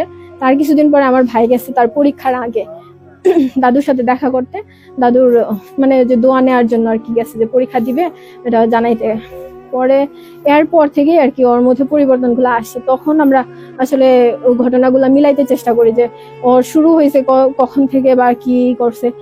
তখন আমাদের বাসায় ওই কবিরাজ আসে, আসার পরে এর মাঝখানে আমরা আবার বাসার মধ্যে কিছু তখন থেকে ফিল করি, মানে ওবি যখন থেকে চলে যায় তারপর থেকে হচ্ছে হয়তো কি বাসার যে মেইন দরজাটা লাগানোর পরে মানে নিজে নিজেই খুলে যেত। এরকম এক দুইবার যখন হয়েছে তখন আন্টি নানু তারা বলতো কি যে মনের ভুলে হয়তো দরজা লাগানো হয় নাই, কিন্তু এই জিনিসটা বারবার মানে বাড়তেই থাকে। মানে একদিন এমন হয়েছে যে রোজার সময় আমি আন্টি তখন বাসায় ছিল না, আমি সিঁড়িতে উঠছি, উঠার পরে আমি ঘুমানোর আগে চেক করছি দরজা লাগানো, সিঁড়িতে উঠছি দরজা লাগানো, কিন্তু যখন হচ্ছে সকালবেলা ঘুম থেকে উঠছি দেখি দরজা খোলা। আমি ভাবছি নানু আগে উঠছে, তো নানু মনে হয় দরজা খুলছে, খুলে কিছু করছে, দরজা লাগাইতে মনে নাই। তো আমি নানুরে বলতেছি নানু তুমি সকালবেলা দরজা লাগাও নাই, দরজা এমনি খুলে রাখছো। নানু বলতেছে আমি তো দরজা লাগাইছি, দরজা আমি তো করি নাই, মানে দরজা সকালবেলা আমি খুলি নাই, রাতে যে লাগানো হয়েছিল ওইটাই। তো পরে আমি বলতেছি না আমি তো সকালবেলা দরজা খোলা পাইছি। তখন নানু বলতেছে যে তাইলে তুমি সিঁড়িতে যখন উঠছো তখন হয়তো খুলছো।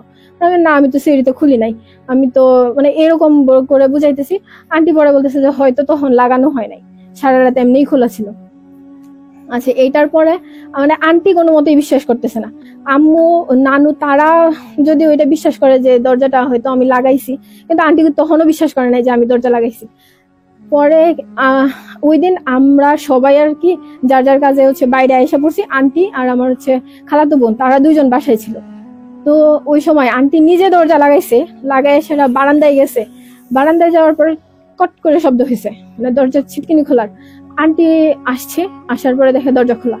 আন্টি তো তখন ভীষণ ভয় পায় যে আমি নিজের হাতে, আগে তো বিশ্বাস করে নাই, কিন্তু যখন দেখছে যে নিজের হাতে দরজা লাগানোর পরেও দরজা খুলে গেছে, কোনো বাতাস নাই, কোনো কিচ্ছু নাই, ছাদের দরজা তো লাগানো থাকে সবসময় আমাদের, তো কোনো দিক থেকে বাতাস আসারও কোনো নাই।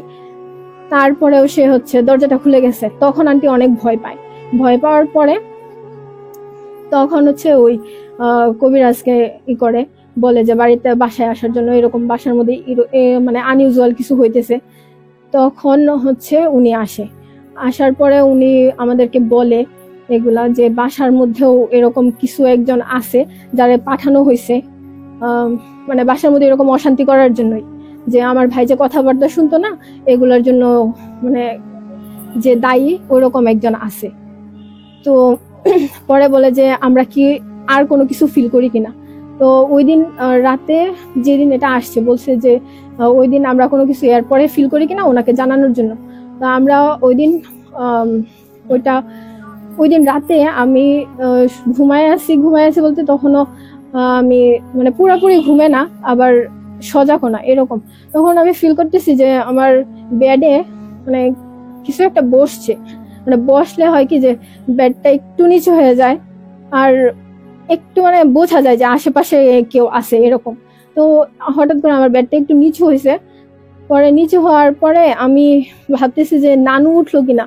তা আমি আবার হচ্ছে যে ডাক দিতেছি, আমি আবার ওই যে হুজুরে যে বলে গেছে এই জন্য আমি একটু ভয়ে আবার পেছন ফিরে তাকায়ও নাই। আমি আগে জিজ্ঞেস করছি যে নানু এখানে, তো না, নানু কোনো সাড়া শব্দ করে না।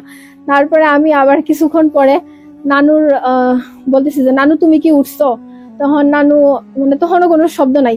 তারপরে আমি সুরা টুরা পড়ে তারপর আগে নিজের শরীর বন্ধ করছি, বন্ধ করার পর হচ্ছে মানে টের পাইছি যে বিছানাটা আবার আস্তে আস্তে উঁচু হওয়া শুরু হয়েছে। হ্যাঁ, শুরু হওয়ার পরে তখন আর কি ওইটা শেষ। আর তারপরের দিন আবার হুজুর আসে, আইসে সেরা বলে যে আমার শরীর বন্ধ করার পরে তাবিজ দেওয়া যায়, আর বলে যে হচ্ছে আর কোনো কিছু হয় কিনা। তখন বলতেছে যে বাচ্চা কি কান্না টান্না করে কিনা, বাচ্চা আছে যেহেতু ঘরে। তখন খেয়াল হয়েছে যে জাইফা অনেকদিন ধরে মানে মাঝরাতে কান্না টান্না করে একটু একটু। আমি তো ভাবতাম যে হয়তো ছোট মানুষ তো একটু হয়তো কোনো কিছু আনইউজুয়াল লাগে এই জন্যই, বা ওর হয়তো একটু খারাপ লাগে এই জন্য ই করে। এইসব কারণে এটা আমরা কখনো ভাবি নাই। তারপর হচ্ছে উনি আইসে সেটা ঘর বন্ধ করে দিয়ে যায়। বন্ধ করে দেওয়ার পরে ওই দিন যেদিন উনি বলছে যে কোনো কিছু ফিল করি কিনা, ওই দিন আবার কিছুক্ষণ পরে আবার আমি স্বপ্নে দেখতেছিলাম যে আমি ওই বাড়িতে, না আমার বাপের বাড়িতে, আমার যে ভাই বোন আছে ওদের সাথে আমি খেলতেছি বা বসে আছি আলাপ করতেছি এরকম টাইপের একটা স্বপ্ন দেখছি। দেখার পরে ওনাকে জিজ্ঞেস করছি, মানে ওনাকে বললাম, এটা বলার পরে উনি এসে আমার শরীর বন্ধ করে দিয়ে গেছে আর হচ্ছে এগুলা করে দিয়ে গেছে। আর আমার ভাইয়ের জন্য কিছু ওই বলে না কি যেন দিয়ে গেছিল, মানে কাগজের মধ্যে কি লিখা সেটা, যে এগুলা পানির সাথে মিশায় সেটা ওরে খাওয়াইতে পারলে যে ওই দিকের এটা কাইটা যাবে ওর। পরে আম্মু ওরে ফোন দিয়ে আনছে ঈদের আগে আগে, আনার পরে এগুলা সব করা হয়েছে। করার পরে হচ্ছে যে ও ওইখান থেকে আসছে, মানে পুরোপুরি ভাবে ওইখান থেকে চলে আসছে। চলে আসার পরে তারপরে এখন পর্যন্ত ওর শরীরও বন্ধ করা হয়েছে। পরে বন্ধ করার পরে মানে বাসায়ও এরপরে আর কোনো সমস্যা হয় নাই, আর আমাদের সাথে এরপরে আর কোনো কিছু ঘটে নাই। হ্যালো, আসসালামু আলাইকুম। আমার নাম হচ্ছে মোহাম্মদ মুস্তাকিম ইসলাম। তো আমার বাসা হচ্ছে ময়মনসিং সদর রহমতপুরে। তো আমার এলাকায় যে ঘটনা ঘটছে সেটা হলো আমার নিজের সাথে এই ঘটনাটা ঘটছে। তো আমাদের এলাকায় যে মুন্সিবাড়ির যে এলাকাটা, সেই এলাকা দিয়ে আমি আমার এক বন্ধু হাইটা যাইতেছি। তো সাইটে তো ঝোপঝাড় অনেক জঙ্গল। তো রাতে 10টা বাজে বলে নিতেছে আগে। তো রাতে 10টা বাজে আমি বাসায় যাইতেছি, আমার সাথে আমি এক বন্ধু আর আমি। তো যাওয়ার পথে দেখি যে সাইড থেকে তো কিছুটা আওয়াজ আসতেছে, অনেক ভয়ঙ্কর আওয়াজ। তো ভয়ঙ্কর আওয়াজ দেখে আমরা তো গেলাম যে বন্ধু, তো যাই দেখি যে কিসের আওয়াজ আসতেছে। তারপরে যাওয়ার পরে যাই দেখি যে একটা লম্বা একটা আকৃতির একটা কি যেন একটা জন্তু বা অনেক বড় আকৃতির জন্তুটা শুয়ে রয়েছে। তো আমরা দেখার পরে তো ওই জায়গা থেকে তাড়াতাড়ি করে দৌড়ে বাড়ি চলে যাই। বাসায় যাওয়ার পরে তো তারপরের দিন আমার নিজে জ্বর উঠছে। তো অনেক জ্বর, তো বিছানা থেকে উঠতে পারি না। তো পরের দিন রাতের বেলা হয়েছে গিয়া আমি ঘুমাইছি।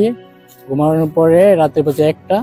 তো 1টা বাজে হঠাৎ করে আমি কিছুটা স্বপ্ন দেখি, কি যেন একটা ভয়ঙ্কর স্বপ্ন। দেখার পরে স্বপ্নটা আমার মনে নাই। স্বপ্নটা দেখার পরে হঠাৎ আমি ঘুমের ভিতরেই হঠাৎ তো আমি উঠা চলে যাই জঙ্গলে। তো জঙ্গলে আমার সামনে একটা পুকুর আছে। তো জঙ্গলের ভিতরে যাইতে যেতে তো আমি হঠাৎ পুকুরের ভিতরে নেমে যেতেছি। তো আমার সাথে বলতে আমার এক আন্টি আছিল, উনি আর কি তো বাথরুমে বের হয়েছিল। তো দেখা বলে যে উনি কে, ওনার ডাক দিত। পরে আমার তখন ডাক দিছে যে মুস্তাকিম বলে ডাক দিছে। মুস্তাকিম বলে ডাকার পরে তো আমার সাথে সাথে জ্ঞানটা চলে আসছে যে আমি এখানে কি করি, এখানে চলে আসলাম কিভাবে। পরে আসার পরে হঠাৎ করে আমার জ্ঞানটা ফিরে আইছে। তো আমি জঙ্গলের ভিতরে কি করি। পরে আমার তো সবাই নিয়ে আসে, ধরাধরি করে নিয়ে আসা। পরে রাতের 1টা বাজে, তো তখনই আমার গোসল করাইছে। গোসল করানোর পরে তো পরে আমি কিছুটা কবি আমার হুজুর আছে, হুজুর মসজিদে হুজুর ডেকে নিয়ে আসার পরে পরে সোরা মারা পড়া পরে আমার আর কি আমি রুমে গেছি। রুমে যাওয়ার পরে পরে কিছুটা আমি সুস্থ। তো এই ছিল আমার মূল ঘটনা। তো আশা করি বুঝতে পারছেন। আসসালামু আলাইকুম। এটা আমার পঞ্চম ঘটনা।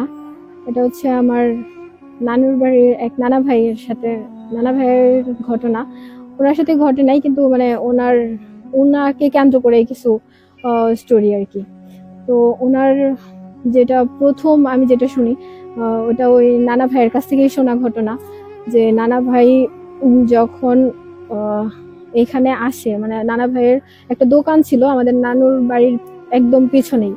তো ওই দোকানে নানা ভাই বসেছিল। তো তখন আমরা কয়েকজন গেছি। যাওয়ার পরে নানা ভাইয়ের সাথে মানে কথা বলতে বলতে হঠাৎ করে এরকম ভৌতিক কিছু এর কথা ওঠে। তখন নানা ভাই বলতেছে যে নানা ভাইয়ের কাছে এরকম ঘটনা আছে, নানা ভাইয়ের এক্সপিরিয়েন্স করা।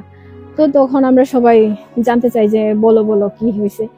তো নানা ভাই তখন বলা শুরু করছে যে ওই নানা ভাইয়ের বাড়ির সাথেই, আমার নানুর বাড়ি থেকে 2-3 মিনিট লাগে, কয়েকটা হচ্ছে ধানি জমি পার হওয়ার পরেই ওই বাড়িটা। তো ওইদিকে রাস্তা আছে, ওই রাস্তা দিয়েই ওই যে নানা ভাই আমাদেরকে বলতেছে মৌলা নানা, তো ওই নানার বাড়িতে যাওয়া লাগে। তো ওই নানা ভাই বলতেছে যে ওইদিকে যখন একবার যাইতেছে, তখন নানা ভাই যুবক বয়সেরই ছিলেন। তো নানা ভাই যাইতেছে, তখন ওই বাড়িতে বাচ্চার কান্নার আওয়াজ শুনতেছে। তো তখন জানতো যে এই বাড়িতে একজন প্রেগনেন্ট মহিলা আছে। তো ভাবছে যে ওর বাচ্চা হয়েছে। তো দূর থেকে বাচ্চার কান্নার আওয়াজ শুনতেছে। কাছে আসার পরে দেখে যে ঘরের চালার এইদিকে ছায়া মতন কিছু দাঁড়ানো আছে, যে হচ্ছে ঘর থেকে বাচ্চাকে বের করে দিতেছে আর বলতেছে যে মানে বাচ্চা বের করতেছে। তখন নানা ভাই এই দিক দিয়ে ক্রস করতেছে। তখন নানা ভাই এটা দেখার পরে যে তাৎক্ষণিক উনি যেহেতু এর আগেও এগুলো এক্সপিরিয়েন্স করছে, তো আর গ্রামের মানুষ এগুলার প্রতি অনেক বেশি পরিচিত, তো উনি তৎক্ষণাৎ বুঝে ফেলছে যে এখানে হয়তো বা ওইরকম অ্যাবনর্মাল কিছু হচ্ছে। তো উনি ওই বাচ্চাটাকে নিজের কাছে নিয়ে গেছে। ওনার সারা শব্দ পাওয়ার পরেই এখানে ঘরের বাইরে যে ছায়ার মতন ছিল, সে ওইটা ছায়াটা মিলাই যাওয়ার পরে নানা ভাই ওই বাচ্চাটাকে ধরার পরে নানা ভাই তার বাড়িতে নিয়ে রেখে দিছে। নানা ভাইয়ের বাড়ি একটু দূরে ছিল, তো ওই বাড়িতে নিয়ে রেখে দেওয়ার পর ওরা ভাবছে যে বাচ্চা যেহেতু আসছে, তো বাচ্চার কান্নার মানে বাচ্চার জন্য তো তারা কেউ তো খোঁজ নিবেই, কিন্তু তারা আর কি খোঁজ নেয় না। তখন নানা ভাই ওনার ওয়াইফকে পাঠাইছে যে খোঁজ নাও তো এখানে কি, ওরা বাচ্চা কেন খোঁজে না। তখন ওই নানু গেছে, যাওয়ার পর দেখে যে ওই ঘরে সেম আরেকটা বাচ্চা আছে। তখন তো নানু মানে একটু অবাক হয়েছে। নানু ওই বাচ্চাটাকে কোলে নিয়ে দেখার পরে আবার মানে ওই বাচ্চা অনবরত কান্না করতেছে। যে বাড়িতে ওই বাড়ির বাচ্চা আর কি, মানে অনবরত কান্না করতেছে। ওই বাচ্চার কান্না তার মা থামাইতে পারতেছে না, দাদা দাদু কেউ থামাইতে পারে না। বাড়িতে নিয়ে মানে হাঁটাহাঁটি করতেছে, খাওয়াইতেছে, কিন্তু বাচ্চার কান্না আর থামে না। তখন ওই নানু চেষ্টা করছে থামানোর, থামে না। তো নানু যায় সেটা এই ঘটনা ওই নানা ভাইরা বলার পর ওই নানা ভাই গেছে। যাওয়ার পরে নানা ভাই বলতেছে যে দেখছে উনি যখন গেছে তখনও বাচ্চা কান্না করতেছে। তখন নানা ভাই বলতেছে যে বাচ্চার কান্না থামাই দিতেছি, তোমরা এই করো, গরম পানি করো, এক পাতিল গরম পানি করো, একদম দেখবা যেন পানিটা একদম ফোটে। তো ওনারাও এই কাজ করছে, যে গরম পানি ফুটায় আনার পরে বলছে যে একটা বোলের ভিতরে ঢালো। তো ওনার কথা মতো এরকম করে পানি ঢালার পরে উনি কি করলো, বাচ্চাটাকে কোলে নিয়ে আসে না, মানে ওই বাচ্চাটা কান্না করতেছে, ওই বাচ্চাকেই একদম গরম পানির মধ্যে ছেড়ে দিছে। সবাই তো একদম অবাক যে এটা কি করছে, বাচ্চাকে ওরকম ফেলে দেওয়ার পরে বাচ্চা কান্না করে একদম নাকি মানে কালো কাকের মতো হয়ে গেছে বাচ্চাটা। ওই রকম পানির থেকে মানে পানিতে ফেলার পরে ওরকম কালো কাকের মতো হয়ে গেছে, আর উড়ে যাওয়ার চেষ্টা করার কিছু দূর যায় সেরে পড়ে ওইটা মারা গেছে। কাকটা মারা যাওয়ার পর নানা ভাই গেছে কাছে, যায় সেটা দেখে এটা আসলে একটা পুরাই একটা কাকের মতন ওটা মরে পড়ে আছে। তো তখন তো সবাই বলতেছে যে এটা কি হইলো, চোখের সামনে এরকম একটা ঘটনা, যে একদম মানে নিজের বাচ্চা, বাচ্চার মা তো প্রচুর কান্না করতেছে, যে আর নানা ভাইরে দোষ দিতেছে যে এটা কি করছে। আর চোখের সামনে এরকম একটা ঘটনা, ওনারা আসলে বুঝতেছে না কি করবে বা কি হয়েছে। তখন নানা ভাই বললো, গত রাতের ঘটনাটা বলছে যে সে এইদিকে যাওয়ার সময় এরকম একটা কিছু দেখছে। তারপরে উনি ওনার কাছে যে বাচ্চাটাকে নিয়ে রাখছে ওই বাচ্চাকে এনে দিছে। দেওয়ার পর যে বুঝতে পারছে যে এটা হয়তো ওই যে বলে যে কি জিন, বাচ্চাদের কোনো বাচ্চাকে পছন্দ হলে ওই বাচ্চাকে নিয়ে যাইতে চায়। ওই রকম যে ঘটনাটা এরকম হইতো যে বাচ্চাটা এরকম, যে বাচ্চাটা কান্না করতেছে, বাচ্চা রূপী যে যারে রেখে গেছে, সে কান্না করতে করতেই একসময় হয়তো তাদের চোখের সামনে মারা যেত, আর তারা ভাবতো যে বাচ্চাটা মারা গেছে, আসল বাচ্চাটা তাদের জিন নিয়ে গেছে এরকম। তো নানা ভাই এটা বোঝানোর পরে ওনারা আসলে বুঝতে পারছে। বুঝার পরে তো তারা নিজের বাচ্চাকে পাইছে। তারপরে তারা বলতেছে যে যদি এখন আবার বাচ্চাটাকে নিয়ে যাইতে চায় বা এরকম কিছু হয়, যদি বাচ্চার কোনো ক্ষতি করে, তখন উনি বলে যে যদি বাচ্চাকে মানে বাচ্চার মধ্যে কোনো খুঁত থাকে তাহলে ওটা আর নিবে না তারা। তখন ওই খুঁত করার জন্য বাচ্চার কান ফুরাইয়া দিছে। কান ফুরাইয়া ওইটাতে মানে কানের দুল পরাইয়া দিছে। তো এরপরে আর বাচ্চার সাথে তেমন কিছু হয় নাই। কিন্তু বাচ্চা যখন বড় হওয়ার পরে বাচ্চা প্রায় ভয় পাইতো। বাচ্চা পড়তে যাইতো না। বাচ্চারে বলছিল যে ওই মাদ্রাসায় পড়াবে, মাদ্রাসায়ও পড়তে পারে নাই। তখন তার কিছুদিন পর বাচ্চার প্যারালাইসিসের মতন হয়ে যায়। প্যারালাইসিসের মতন হয়ে যাওয়ার পরে কিছু বছর পরে, মানে মোটামুটি সাবালক হওয়ার পরে সে মারা যায় আর কি। তখন এই আর কি। আর ওই নানা ভাইয়ের সাথে আরো কিছু ঘটনা ছিল, যেগুলো যে নানা ভাই এরকম অনেক কিছুই তার সাথে থাকতো নাকি। যে আমাদের নানুর বাড়ি যেখানে উনি দোকান করছে, ওই দোকান থেকেই মানে রাতে যখন বাড়িতে যায়, প্রায় 1টার দিকে উনি দোকান বন্ধ করে যাওয়ার সময় তাকে ওনাকে কেউ আগায় দিয়ে আসতো। তো ওইটা আবার কেউ দেখতো না। উনি দেখা যেতেছে কি যে একা একাই যাইতেছে, কিন্তু যখন বাড়ি পর্যন্ত যাইতো তখন আবার ইশারায় বলে দিত যে আচ্ছা ঠিক আছে, আমি এখন এসে পড়ছি, তুই চলে যা, এরকম। তখন আমরা এটা জিজ্ঞেস করলে নানা ভাই বলতো যে এখানে নাকি ছোট খাটো মতো একজন কেউ আছে, যে নানা ভাইয়ের সাথে সাথে যায়, নানা ভাইরা বাড়ি পর্যন্ত আগায় দিয়ে আসে, এই আর কি। আর এই জায়গায় আরো একটা নানা ভাই, সে এখানে ওইরকমই একজনকে দেখছে। সে বলছে যে এইখানে এরকম মানে আমাদের নানুর বাড়ির যেখানে ইয়াটা আছে দোকানটা, ওইখানে জাম গাছ আছে একটা, ওই জাম গাছে নাকি সে থাকে, ওইখানেই তাকে দেখতে পাওয়া যায়। অনেকেই দেখছে এটা। আরো একটা মামা যে শবে বরাতের রাতে নামাজ পড়তে যাওয়ার সময় তাকে এখানে দেখছে। সে একটু ধার্মিক টাইপের, আর সে নামাজ পড়তে যায়। এখানে নানুর বাড়ির যে পুকুর আছে ওইখানে, ওইটা আমাদের মুয়াজ্জিন হুজুর, উনি দেখছে যে ওইখানে ওই রকম একজন আপনার নামাজ পড়ে বা ওই যে পুকুরে ওযু করে হুজুরের আগে আগে গেছে মসজিদে। তো হুজুর বুঝতে পারছে যে এরকম কেউ আছে হয়তো যে নামাজ পড়তে যেতেছে। তো হুজুর আর তখন যায় নাই, সে একটু 5-10 মিনিট পরে গেছে, মানে হুজুর পেছনে গেছে, যাওয়ার পরে দেখে মসজিদে ঢুকছে। তো হুজুর আর তখন মসজিদে ঢুকে নাই, 10 মিনিট পরে হুজুর যারে ঢুকছে, কিন্তু পরে মসজিদে যারে ঢুকতে দেখছে আর বের হইতে দেখে নাই, এই আর কি। আমার নাম মোহাম্মদ শরীফ, আমার বাড়ি নেত্রকোনা পূর্বতলা। আচ্ছা, আমি আজকে আপনাদের সামনে এমন একজন ব্যক্তির ঘটনা বলবো যে মানে গড়ি না দেখে ওর কয়টা বাজে এটা বলে দিতে পারতো। আমি যখন ময়মনসিংহ তালতলা মাদ্রাসায় পড়ি, তখন আমার এক বড় ভাই ছিল, তার নাম ছিল মামুন। আমি তখন হয়তো মিজানে পড়ি আর ও সরবেকে পড়ে। তো ওর সাথে একটা ভালো সম্পর্ক ছিল সবারই, মানে ওরে সবাই চিনতো একটা কারণে।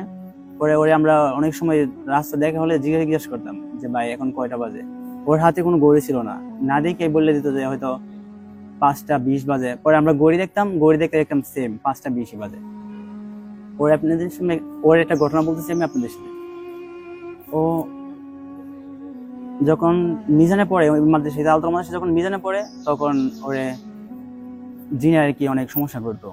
পরে ওর ফ্যামিলি থেকে চিন্তা করছে যে বিয়ে দিয়ে দেওয়া ওকে, তাহলে হয়তো আর কোনো সমস্যা করবো না। তার জন্য ওর বিয়ে ঠিক করে ফেলছে। বিয়ের আগের দিন রাতে ওরে জিনে নিয়ে গেছে। পরে নিয়ে যাওয়ার পরে মানে সে আসার পরে আমাদেরকে বলছে আর কি এই কাহিনী। পরে নিয়ে গেছে একটা জিনের দেশে নিয়ে ওর জিনের বাপ মা যা আছে সবার সামনে উপস্থিত করছে। মেয়ে ওরে বলছে যে ওরে পছন্দ করে ওকে বিয়ে করবো। পরে জিনের বাবা মা ওরে শর্ত দিছে, যদি তুমি আমার মেয়েকে বিয়ে করতে চাও তাহলে তোমার আমাদের জিনের দেশে থাকতে হবে, এছাড়া তুমি ওরে বিয়ে করতে পারবে না। আর যদি এখানে থাকতে চাও তাহলে তুমি অন্য তোমার দেশে আর কখনো যেতে পারবে না। পরে সে বলছে যে আচ্ছা ঠিক আছে, আমি আমার বাড়িতে যাই, বাড়িতে গিয়ে আমার আব্বু আম্মুর সাথে কথা বললে পরে আমি জানাই। পরে ওরে আবার বাড়িতে নিয়ে আসছে। মেয়ে আবার শর্ত দিছে যে তুমি যদি আমাকে বিয়ে না করো তাহলে আর কোনো মেয়েকে বিয়ে করতে পারবে না। আর ওই দেশে নিয়ে যাওয়ার পরে অনেক আইটেমের যোগান, অনেক সে বলছে যে মানে জিনিসগুলো সামনে দিছে ওইগুলা কোন সময় দেখে নেই, মানে অনেক আপ্যায়ন করছে, অনেক কিছু খাওয়াইছে। খাওয়ানোর পরে ও দেশে আসছে, আয়সা তার বাপ মার সাথে বলছে যে মন তো আমার এই জিনে বলতেছে যে ওকে যদি আমি বিয়ে না করি তাহলে আমি আর কখনোই কোনো মেয়েকে বিয়ে করতে পারবো না। তারপর তার আম্মু আব্বুর সাথে বলছে, তার আম্মু বলছে যে না, তুমি থাকলে আমার সামনেই থাকবা যত কিছু হোক। পরে তার এই অফারটাও দিচ্ছে যে তুমি 1 বছর থাকবে আমাদের এনে, আর 1 বছর থাকবে জিনের এনে। পরে তার আম্মু সব শুনেও পরে না করছে, না এটা কখনোই সম্ভব না। তারপর এরপর থেকে তারা অনেক টর্চার করে। তারা শীতের সময় যত শীতে থাকতো সে কোনো সময় পাঞ্জাবি ছাড়া আর কিছুই পড়তো না, তার শরীর সবসময় গরম থাকতো। সময় না বিবিন পড়ি তখন তারা মসজিদে থাকতো আর কি, তখন তারা হয়তো দাওরা নামে সাথে পড়ে। পরে তারা মসজিদে থাকতো, মসজিদে থাকার পরে আমাদের হুজুর ছিল, হুজুরে আর কি তাবিজ দিত। পরে তারা তাবিজ দিচ্ছে, তাবিজ দেওয়ার পরে আর পড়ি কখনো তার সামনে আসতে পারছে না। পরে একদিন রাতে ও মসজিদে শুয়ে রয়েছে, পরে জিন আসছে, পরিটা আসছে, আয়েশা মসজিদের বাইরে থেকে ওরা ডাকতেছে এত ভাবে যে অনেক কান্নাকাটি করতেছে। পরে একবার মজা করে আর কি আমি জিজ্ঞেস করছিলাম যে ভাইয়া মেয়েটা কেমন সুন্দর। পরে বলতেছে মেয়েটা এত সুন্দর, আমি আমার লাইফে আমি আমার জীবনে এত সুন্দর মেয়ে দেখি নাই, অনেক সুন্দর। পরে ও মেয়েটা মসজিদের বাইরে থেকে বসে কান্না করতেছে। পরে হ্যাঁ গেছে মসজিদের বাইরে গিয়ে বলছে কি করছে, তোমার তাবিজটা খুলে পেলো। পরে সেও তাবিজটা খুলে ফেলছে, তাবিজটা খোলার পরে তাই নিয়ে গেছে এখান থেকে নিয়ে যাওয়ার পরে 3 দিন পরে কোথায় নিয়ে রাখছে সে কিছুই জানে না। যাওয়ার পরে এমনি প্রায় সময় নিয়ে যেত, নিয়ে 2-3 দিন রাখে পরে আবার দিয়ে আসতো। পরে হঠাৎ করে একদিন আমরা এই সময় যে হুজুরের কাছে পড়ি, হুজুরের নিচতলায় আর কি, নিচে ঘন্টা করে তো, অনেক মুরব্বী ছিল তার জন্য উপরে উঠতে পারতো না, পরে নিচে ঘন্টা করে তো। পরে আমরা হুজুরের কাছে গেছি ঘন্টা করতে, তখন মসজিদের সামনে বাথরুম ছিল, বাথরুমের সামনে ও হঠাৎ করে বসে পড়ছে। পরে তো আমরা সবাই দেখছি, দেখার পরে ওরে নিয়ে সবাই দৌড়াদৌড়ি করে হুজুরের কাছে নিয়ে গেছে। পরে হুজুরের হাতে একটা আংটি ছিল আর কি, আংটির মাধ্যমে জিন টিন ছাড়াইতো, হুজুরে অনেক নাম লোক জিন টিন ছাড়াইতে পারে। পরে ও জিনের হাজির করছে, হাজির করে বলছে যে তুমি ওরা দৌড়ে কেন। পরে ও বলছে যে আমি তো ওরা পছন্দ করি, তার জন্য আমি ওকে দৌড়ি। তো বলছে তুমি ওরা ছাড়ে দাও, কারণ আমি কখনো ওরা ছাড়বো না।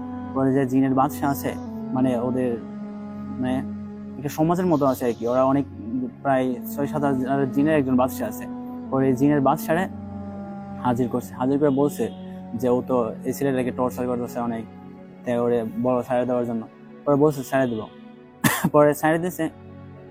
পরে হুজুরে ওরে জিনের জিজ্ঞেস করছে আর কি, পরে বলছে তোমরা কয় ভাই বোন, কি সমস্যা। পরে ও বলছে যে আমার কোনো বোন নেই, ভাই নাই, আমরা 6 বোন। 6 বোনের মধ্যে আমি সবচেয়ে ছোট, আর আমার বয়স হয়েছে 600 বছর। বলছে ওর বয়স হয়েছে 600 বছর। বলে যে আমরা 300 বছর সময় বয়স হয় তখন আমরা জিনেরা বালিকায় হই। পরে ওর 600 বছর, ওর বড় বোনেরা কারো এখনো বিয়ে হয় নাই। পরে যে ছেলের দৌড় ছিল ওই ছেলে আর কি একটু কালো ছিল। পরে হুজুরে বলছে যে তুমি ও তো ছেলে কালো, আর একটা ছেলে ফর্সা করে আর কি, বলছে ওরে না ধরে তুমি ওরে ধরতা, ও কালো ওরে ধরছে কেন। পরে আমার ভালো লাগছে তাই ধরছে। পরে একদিন হঠাৎ করে পরে কবিরাজ হুজুরে তাবিজ দিছে। পরে আরেকদিন এমনি তাবিজ হারাই গেছে। পরে যেদিন তাবিজ হারাইছে এর পরের দিন ওরে নিয়ে গেছে। নিয়ে যাওয়ার পরে 3 দিন পরে ও জামালপুর মেলন দৌড় না কোথায়, ওইখানে একটা স্কুলের ছাদের উপরে 3 দিন পরে ওরে এটা রাখিয়ে দিছে। রাখিয়ে ওর শরীরে কোনো কিছু ছিল না, শুধু পায়জামাটা ছিল, পাঞ্জাবি টুপি গেঞ্জি কোথায় ছিল ও নিজেও জানে না। পরে জিনেটা দেখছে ও যে নামতে পারতেছে না ছাদের উপরে, একতলা সিস্টেম আর কি, কোনো সিঁড়ি নাই, মই ব্যয় উঠতে হয়। পরে ও এটা সাথে একটা সুপারি গাছ ছিল, সুপারি গাছ দিয়ে অনেক কষ্ট করে নামছে। নামার পরে এদিকে তো মালয়েশিয়ায় খুঁজতেছে, পরে তার ভাই বোন মানে সবাই আসছে মাদ্রাসায় যে ওরে পাওয়া যাচ্ছে না মামুন ভাইরে। পরে হুজুরে অনেক করছে কিন্তু কোনো খোঁজ পাইছে না। পরে ও ছাদে থেকে অনেক কষ্ট করে নামছে, নামিয়ে পরে নামার অনেকটা হাইটে আসছে, আর এসে দেখে যে একটা হোটেল। পরে হোটেলের মাঝে মানে বসতে হোটেলের মাঝে একটু পানি দেওয়ার জন্য। পরে পানি দিচ্ছে মানে এক জগ পানি ও একসাথে মানে একবারে খেয়ে ফেলছে। পরে দেখে মালিকে বুঝছে হয়তো বা যে কোনো সমস্যা হয়েছে। পরে ওরা জিজ্ঞেস করছে তোমার বাড়ি কোথায়, তুমি এখানে কিভাবে আসছো। পরে বলছে সবকিছু বললো যে আমি তো মালয়েশিয়ায় ছিলাম, পরে মালয়েশিয়া থেকে আমি আর কোনো কিছু জানি না, আমি দেখি যে আমি মানে ছাদের উপরে আর কি। পরে ওরে খাওয়াইছে অনেক, খাওয়া দাওয়া করে পরে নিচে মানে তার বাইরে ফোন দিচ্ছে, শুধু তার বাইরের নাম্বারটা ওর মুখস্থ ছিল, আর নাম্বার মুখস্থ নাই। পরে বাইরে ফোন দিচ্ছে, পরে বাইরে গিয়া তারে আনছে। আনার পরে ও আবার এই মালয়েশিয়া থেকে দাওরা ফারেক হয়েছে, দাওরা পড়াশোনা করছে, এখন পর্যন্ত বিয়ে করে নাই। মানে বলছে কোনো সময় বিয়ে করতে পারবো না, যদি এই মেয়েকে বিয়ে করে তাহলে বিয়ে করতে পারবো, আর কখনো বিয়ে করতে পারবো না। পরে ও দাওরা শেষ করে ফেলছে, আমরাও এই মালয়েশিয়া থেকে চলে আসছি। এখন কি অবস্থায় আছে সঠিকটা জানি না, হয়তো এখনো বিয়ে করে নাই।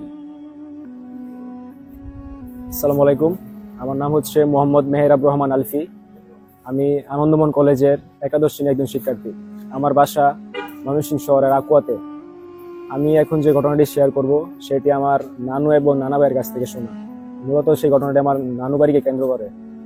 আমার নানু বাড়ি হচ্ছে নেত্রকোনা জেলার আটপাড়া উপজেলার শ্রীরামপাশা গ্রামে। তো সেইখানে যে ঘটনাটি শেয়ার করবো ঘটনা অনেক পুরাতন। ওইখানে অনেক আগে থেকে যা হিন্দুরা বসবাস করত, তারা খুব প্রভাবশালী ছিল। তো সেইখানে একটি জমিদার বাড়ি ছিল, সেটি রায়বাড়ি নামে পরিচিত। তো একদিন তারা পরিবারের সকলে মিলে নদী থেকে পানি আনতে যায় এবং তাদের বাড়িতে তাদের যে কাজের মেয়ে ছিল তাকে রেখে যায়। বাড়িতে আর কেউ ছিল না, শুধু কাজের মেয়েটাই ছিল। তারা সবাই যখন পানি নিয়ে বাড়িতে আবার ফিরে আসে, ওই মেয়েটাকে কোনো জায়গায় খুঁজে পায় না। অনেক খোঁজাখুঁজি করে কিন্তু খুঁজে পায় না। অবশেষে তারা তাদের যে ঠাকুরঘর সেখানে যায় এবং ঠাকুরঘরে যাওয়ার পরে তার একটা কালী মূর্তি ছিল। তো কালী মূর্তির যে মুখ, সেই মুখে ওই মেয়েটার যে আঁচল শাড়ি পরেছিল, সেই শাড়ির আঁচলটা তার মুখে ছিল। তো এটা দেখার পরে তারা সবাই মনে করে যে কালী হয়তো মেয়েটাকে খেয়ে ফেলেছে। তারা মনে করে যে তাদের কোনো একটা দোষ বা ত্রুটির জন্য এইটা হয়েছে। তারপরে তারা সেই বাড়িটি ত্যাগ করে সেখান থেকে ভারত চলে যায়। এবং আমি নিজেও সেই বাড়িটিতে কয়েকদিন আগে গিয়েছিলাম এবং আমার কাছে কয়েকটা ছবিও আছে। আপনারা যদি দেখতে চান আমি আপনাদেরকে বাড়ির ছবিগুলো দেখাতে পারবো। আমার ঘটনাটা ছোট, যদি ভালো লাগে শেয়ার করবেন। আসসালামু আলাইকুম। আসসালামু আলাইকুম। এটা হচ্ছে আমার 6th ঘটনা। এটা আমার কাকির বাপের বাড়িতে ঘটে যাওয়া কিছু বিচ্ছিন্ন ঘটনা, কিন্তু মানে সবকটাই হচ্ছে কিছু একটা ঘটনার থেকে সূত্রপাত। তারপরে হচ্ছে এটা আলাদা আলাদা কয়েকজন এটাকে ফেস করে। তো কাকিদের হচ্ছে ঘরটা এরকম ছিল, আপনার বাড়ির পজিশনটা এরকম ছিল, সবার ঘর এক সিরিয়ালে ছিল, আর বাড়ির সামনে হচ্ছে রাস্তা ছিল, আর বাড়িটা একটু গাছগাছালিতে ভর্তি এরকম টাইপের ছিল। তো এই বাড়িগুলোর মধ্যে আপনার কিছু বছর পরে তারা চিন্তা করলো যে এখানে আর ঘরের হচ্ছে না, ছেলে মেয়েরা বড় হয়ে গেছে, তাদের জন্য আলাদা ঘরটা লাগবে, ঘরটা একটু বড় করা লাগবে। তো দুই তিনজন হচ্ছে ওই পাশে পুরাতন ঘরেই ছিল, আর 2-3 জন হচ্ছে অপোজিটে ঘর উঠাইছে নতুন করে। তো অপোজিটে তারা ঘর উঠাইছে, যে আগে যেখানে রাস্তা ছিল ওই রাস্তায় ঘর উঠাইছে, পেছন দিকে রাস্তা বাড়ায় নিছে। তো এরকম বাড়ানোর পর তাদের হচ্ছে ঘরে যখন পার হয়েছে, মানে ঘরে ওঠার সময় থেকে তারা কিছু ঘটনা ফেস করতে থাকে। যেমন হচ্ছে ঘরের ট্যাপ থেকে মানে হঠাৎ করে ট্যাপ নিজে নিজে চালু হয়ে যায়, পুরা ওয়াশরুম পানি দিয়ে ভর্তি হয়ে যায়, এমনকি ঘর পর্যন্ত পানি চলে আসে। এগুলো ট্যাপ অফ করে আসার পরেও দেখা যায় নতুন ট্যাপ লাগানো হয়েছে, ওই ট্যাপগুলা হচ্ছে আপনার একদম গোড়া থেকে ভেঙে যায়। মানে প্রচন্ড ফোর্সে কেউ হচ্ছে ধাক্কা দিয়ে যখন ভেঙে দেয় ওইটা যেমন হয় ওই রকম। তো এটা তো তাদের কাছে আনইউজুয়াল লাগে। আর রাতের বেলা মনে হয় কি টিনের চালে কেউ হাঁটতেছে, ধুম ধুম শব্দ করে হাঁটাহাঁটি করে। আর দেখা যায় জিনিসপত্র উধাও হয়ে যাওয়া শুরু হয়, যে কোনো জিনিস মানে কোথাও ঠিকঠাক মতো থাকে না। তো এইগুলা ওরা ফেস করার পর ওরা হুজুরকে দেখাইছে, হুজুরকে দেখানোর পর ওনারা এই করছে যে বাড়ি বন্ধ করছে। বন্ধ করে ওনারা বলছে যে একটা টাইম দিছিল যে এই টাইমের মধ্যেও ওনারা গরুর মাংস খাইতে পারবে না।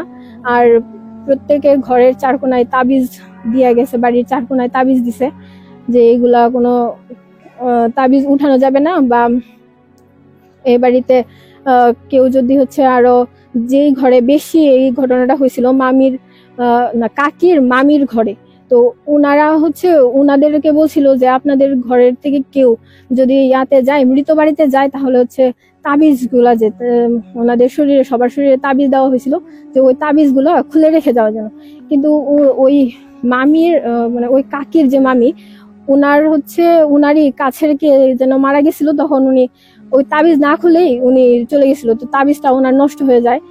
আর বাড়িতেও হচ্ছে গরুর মাংস রান্না করা হয়, তো যে কারণে মানে ওই বাড়ির ইয়াটা ওইটা ছুটে যাওয়ার পরে তো প্রচুর রকমের আরো বেশি উৎপাত শুরু হয়। মনে করেন যে ওই যে ঘটনাগুলো ছিল ওইগুলো তো আগে কম কম ছিল, কিন্তু তারপরে আরো বেশি বাড়ে। যেমন ঘরের মধ্যে ঘুমাইতেই পারতো না তারা, এত বেশি জ্বালাতন করতো। তারপরে গেট দেওয়া ছিল মামির কাকির আরেকটা হচ্ছে কাকির ঘরে, আমার কাকির ঘরে, তো ওই গেট সহ মনে হতো কি গেটের চাবি মানে তালা দেওয়া থাকতো, ওই তালা উধাও হয়ে যেত, মানে তালাই থাকতো না এরকম, আর গেট ভাঙা থাকতো। পরে হচ্ছে যে এগুলা নিয়ে এসে ওনারা আবার আরেক হুজুরকে দেখায়। ওই হুজুর পরে বলে যে এখানে হচ্ছে আপনার তাদের এইদিকে যাতায়াতের রাস্তা ছিল, ওই যাতায়াতের রাস্তাটা আর কি বন্ধ হয়ে যাওয়ার কারণে, ঘর করার কারণে বন্ধ হয়ে গেছে, তো এই জন্য তারা অনেক বেশি রাগান্বিত। আর এখানে অনেক পুরানো অনেক গাছ আছে যেগুলাতে তারা থাকতো, তারা এখানে ঘুরতে আসতো অনেকেই, তো তাদের অসুবিধা হয়, তো এই জন্য ওনারা হচ্ছে এখানে এরকম উৎপাত করতেছে। তারপরে তারা আবার ঘর বন্ধ করে দিয়ে যায়। বন্ধ করে দিয়ে যাওয়ার পরে আমি ওইখানে ঘুরতে যাই হচ্ছে 15 সালের দিকে, তখন হচ্ছে ডিসেম্বরের 31 তারিখ রাতে আমরা হচ্ছে অনেক লেট নাইট আর কি মুভি টুভি দেখে ঘুমাইতে গেছি, প্রায় তখন 2:30-3টা এরকম বাজে। হঠাৎ করে মানে ঘোড়ার খুরের মতন মানে একটা ঘোড়া যখন দৌড়ায় ওটার যে আওয়াজ মনে হচ্ছে কি দূর থেকে এরকম আওয়াজ আসতেছে। তো আমি আমার সাথে আমার কাকির চাচাতো বোন থাকতো, তো তারে আমি বলতেছি যে আন্টি শোনো কি আসতেছে, ঘোড়া আসতেছে এদিকে। পরে আন্টি সে যেহেতু এখানে থাকতো তো সে এটা জানে কি, তো সে ওইটা বলতেছে কি তুমি তাকাবা না কোনো দিকে, তুমি হচ্ছে আমার শীতকাল ছিল তখন, শীত পড়ছে, তো সে আমারে একদম ল্যাপ মুড়ি দিয়ে ভিতরে ঢুকাই দিছে, তো তুমি আর তাকাবা না এদিকে। তারপরে আমি টের পাইতেছি যে ঘরের পাশ দিয়া একদম ঘোড়ার মানে 5-6টা ঘোড়া একসাথে ঘরের পাশ দিয়া দৌড়ায় একদম সোজা চলে গেছে, মানে অনেকটা দূর পর্যন্ত যায় এসে। তারপরে আমি আর সাউন্ড শুনি নাই। তো সকালবেলা ঘুম থেকে উঠে আমি কাকিরে বলতেছি, আমার কাকিকে, যে কাকি আমি তো এরকম শুনছি। পরে কাকি বলতেছে যাও এগুলা কিছু না, মানে কাকি ভাবছে যে হয়তো ভয় পাবো এগুলা, এই জন্য বলতেছে যে অনেক রাত করে ই করছো, এই জন্য হয়তো ভুল শুনছো। কিন্তু পরে যখন কাকির আরেক কাকি তখন সেও বলতেছে যে না আমিও শুনছি। তারপরে সাথের ঘরের আরেক কাকি সেও বলতেছে যে না আমিও শুনছি, যে এই শব্দটা এদিকে আইসে। সেটা একটা বড় অনেক দিন আগের একটা আম গাছ আছে, ওই আম গাছ পর্যন্ত গেছে, ওই আম গাছের গোড়ায় অনেকক্ষণ শব্দ হয়েছে, অনেকক্ষণ শব্দ হওয়ার পর ওই শব্দটা বন্ধ হয়ে গেছে। তো পরে সবাই বলতেছে যে এটা হচ্ছে তখন এই বাড়ির ঘটনাগুলো আমরা শুনি যে এই বাড়িতে এই ঘটনাগুলো আগে হয়েছে, আর তখন বলে সবাই যে এই ঘটনাগুলো হয়েছিল, তারপর থেকে বাড়ি বন্ধ করা, আর বন্ধ করার পর থেকে এই শব্দগুলা প্রায়ই শোনা যায়। কাকি আমাদের বাড়িতে থাকার কারণে আর কি জানতো না এটা, যে এই শব্দগুলা প্রায়ই শোনা যায়, যে প্রায় এরকম অনেকগুলা ঘোড়া দল করে এইদিকে আসে সেটা এই পর্যন্ত যায়, সেটা থামে তারা, এই আর কি। আসসালামু আলাইকুম। আমার নাম মোহাম্মদ নাজমুল ইসলাম রায়হান, ময়মনসিংহ সদরের 32 নম্বর ওয়ার্ডে থাকি। তো আমার সাথে ছোট্ট একটা ঘটনা ঘটছিল কিছুদিন আগে, 1-1.5 মাস আগে।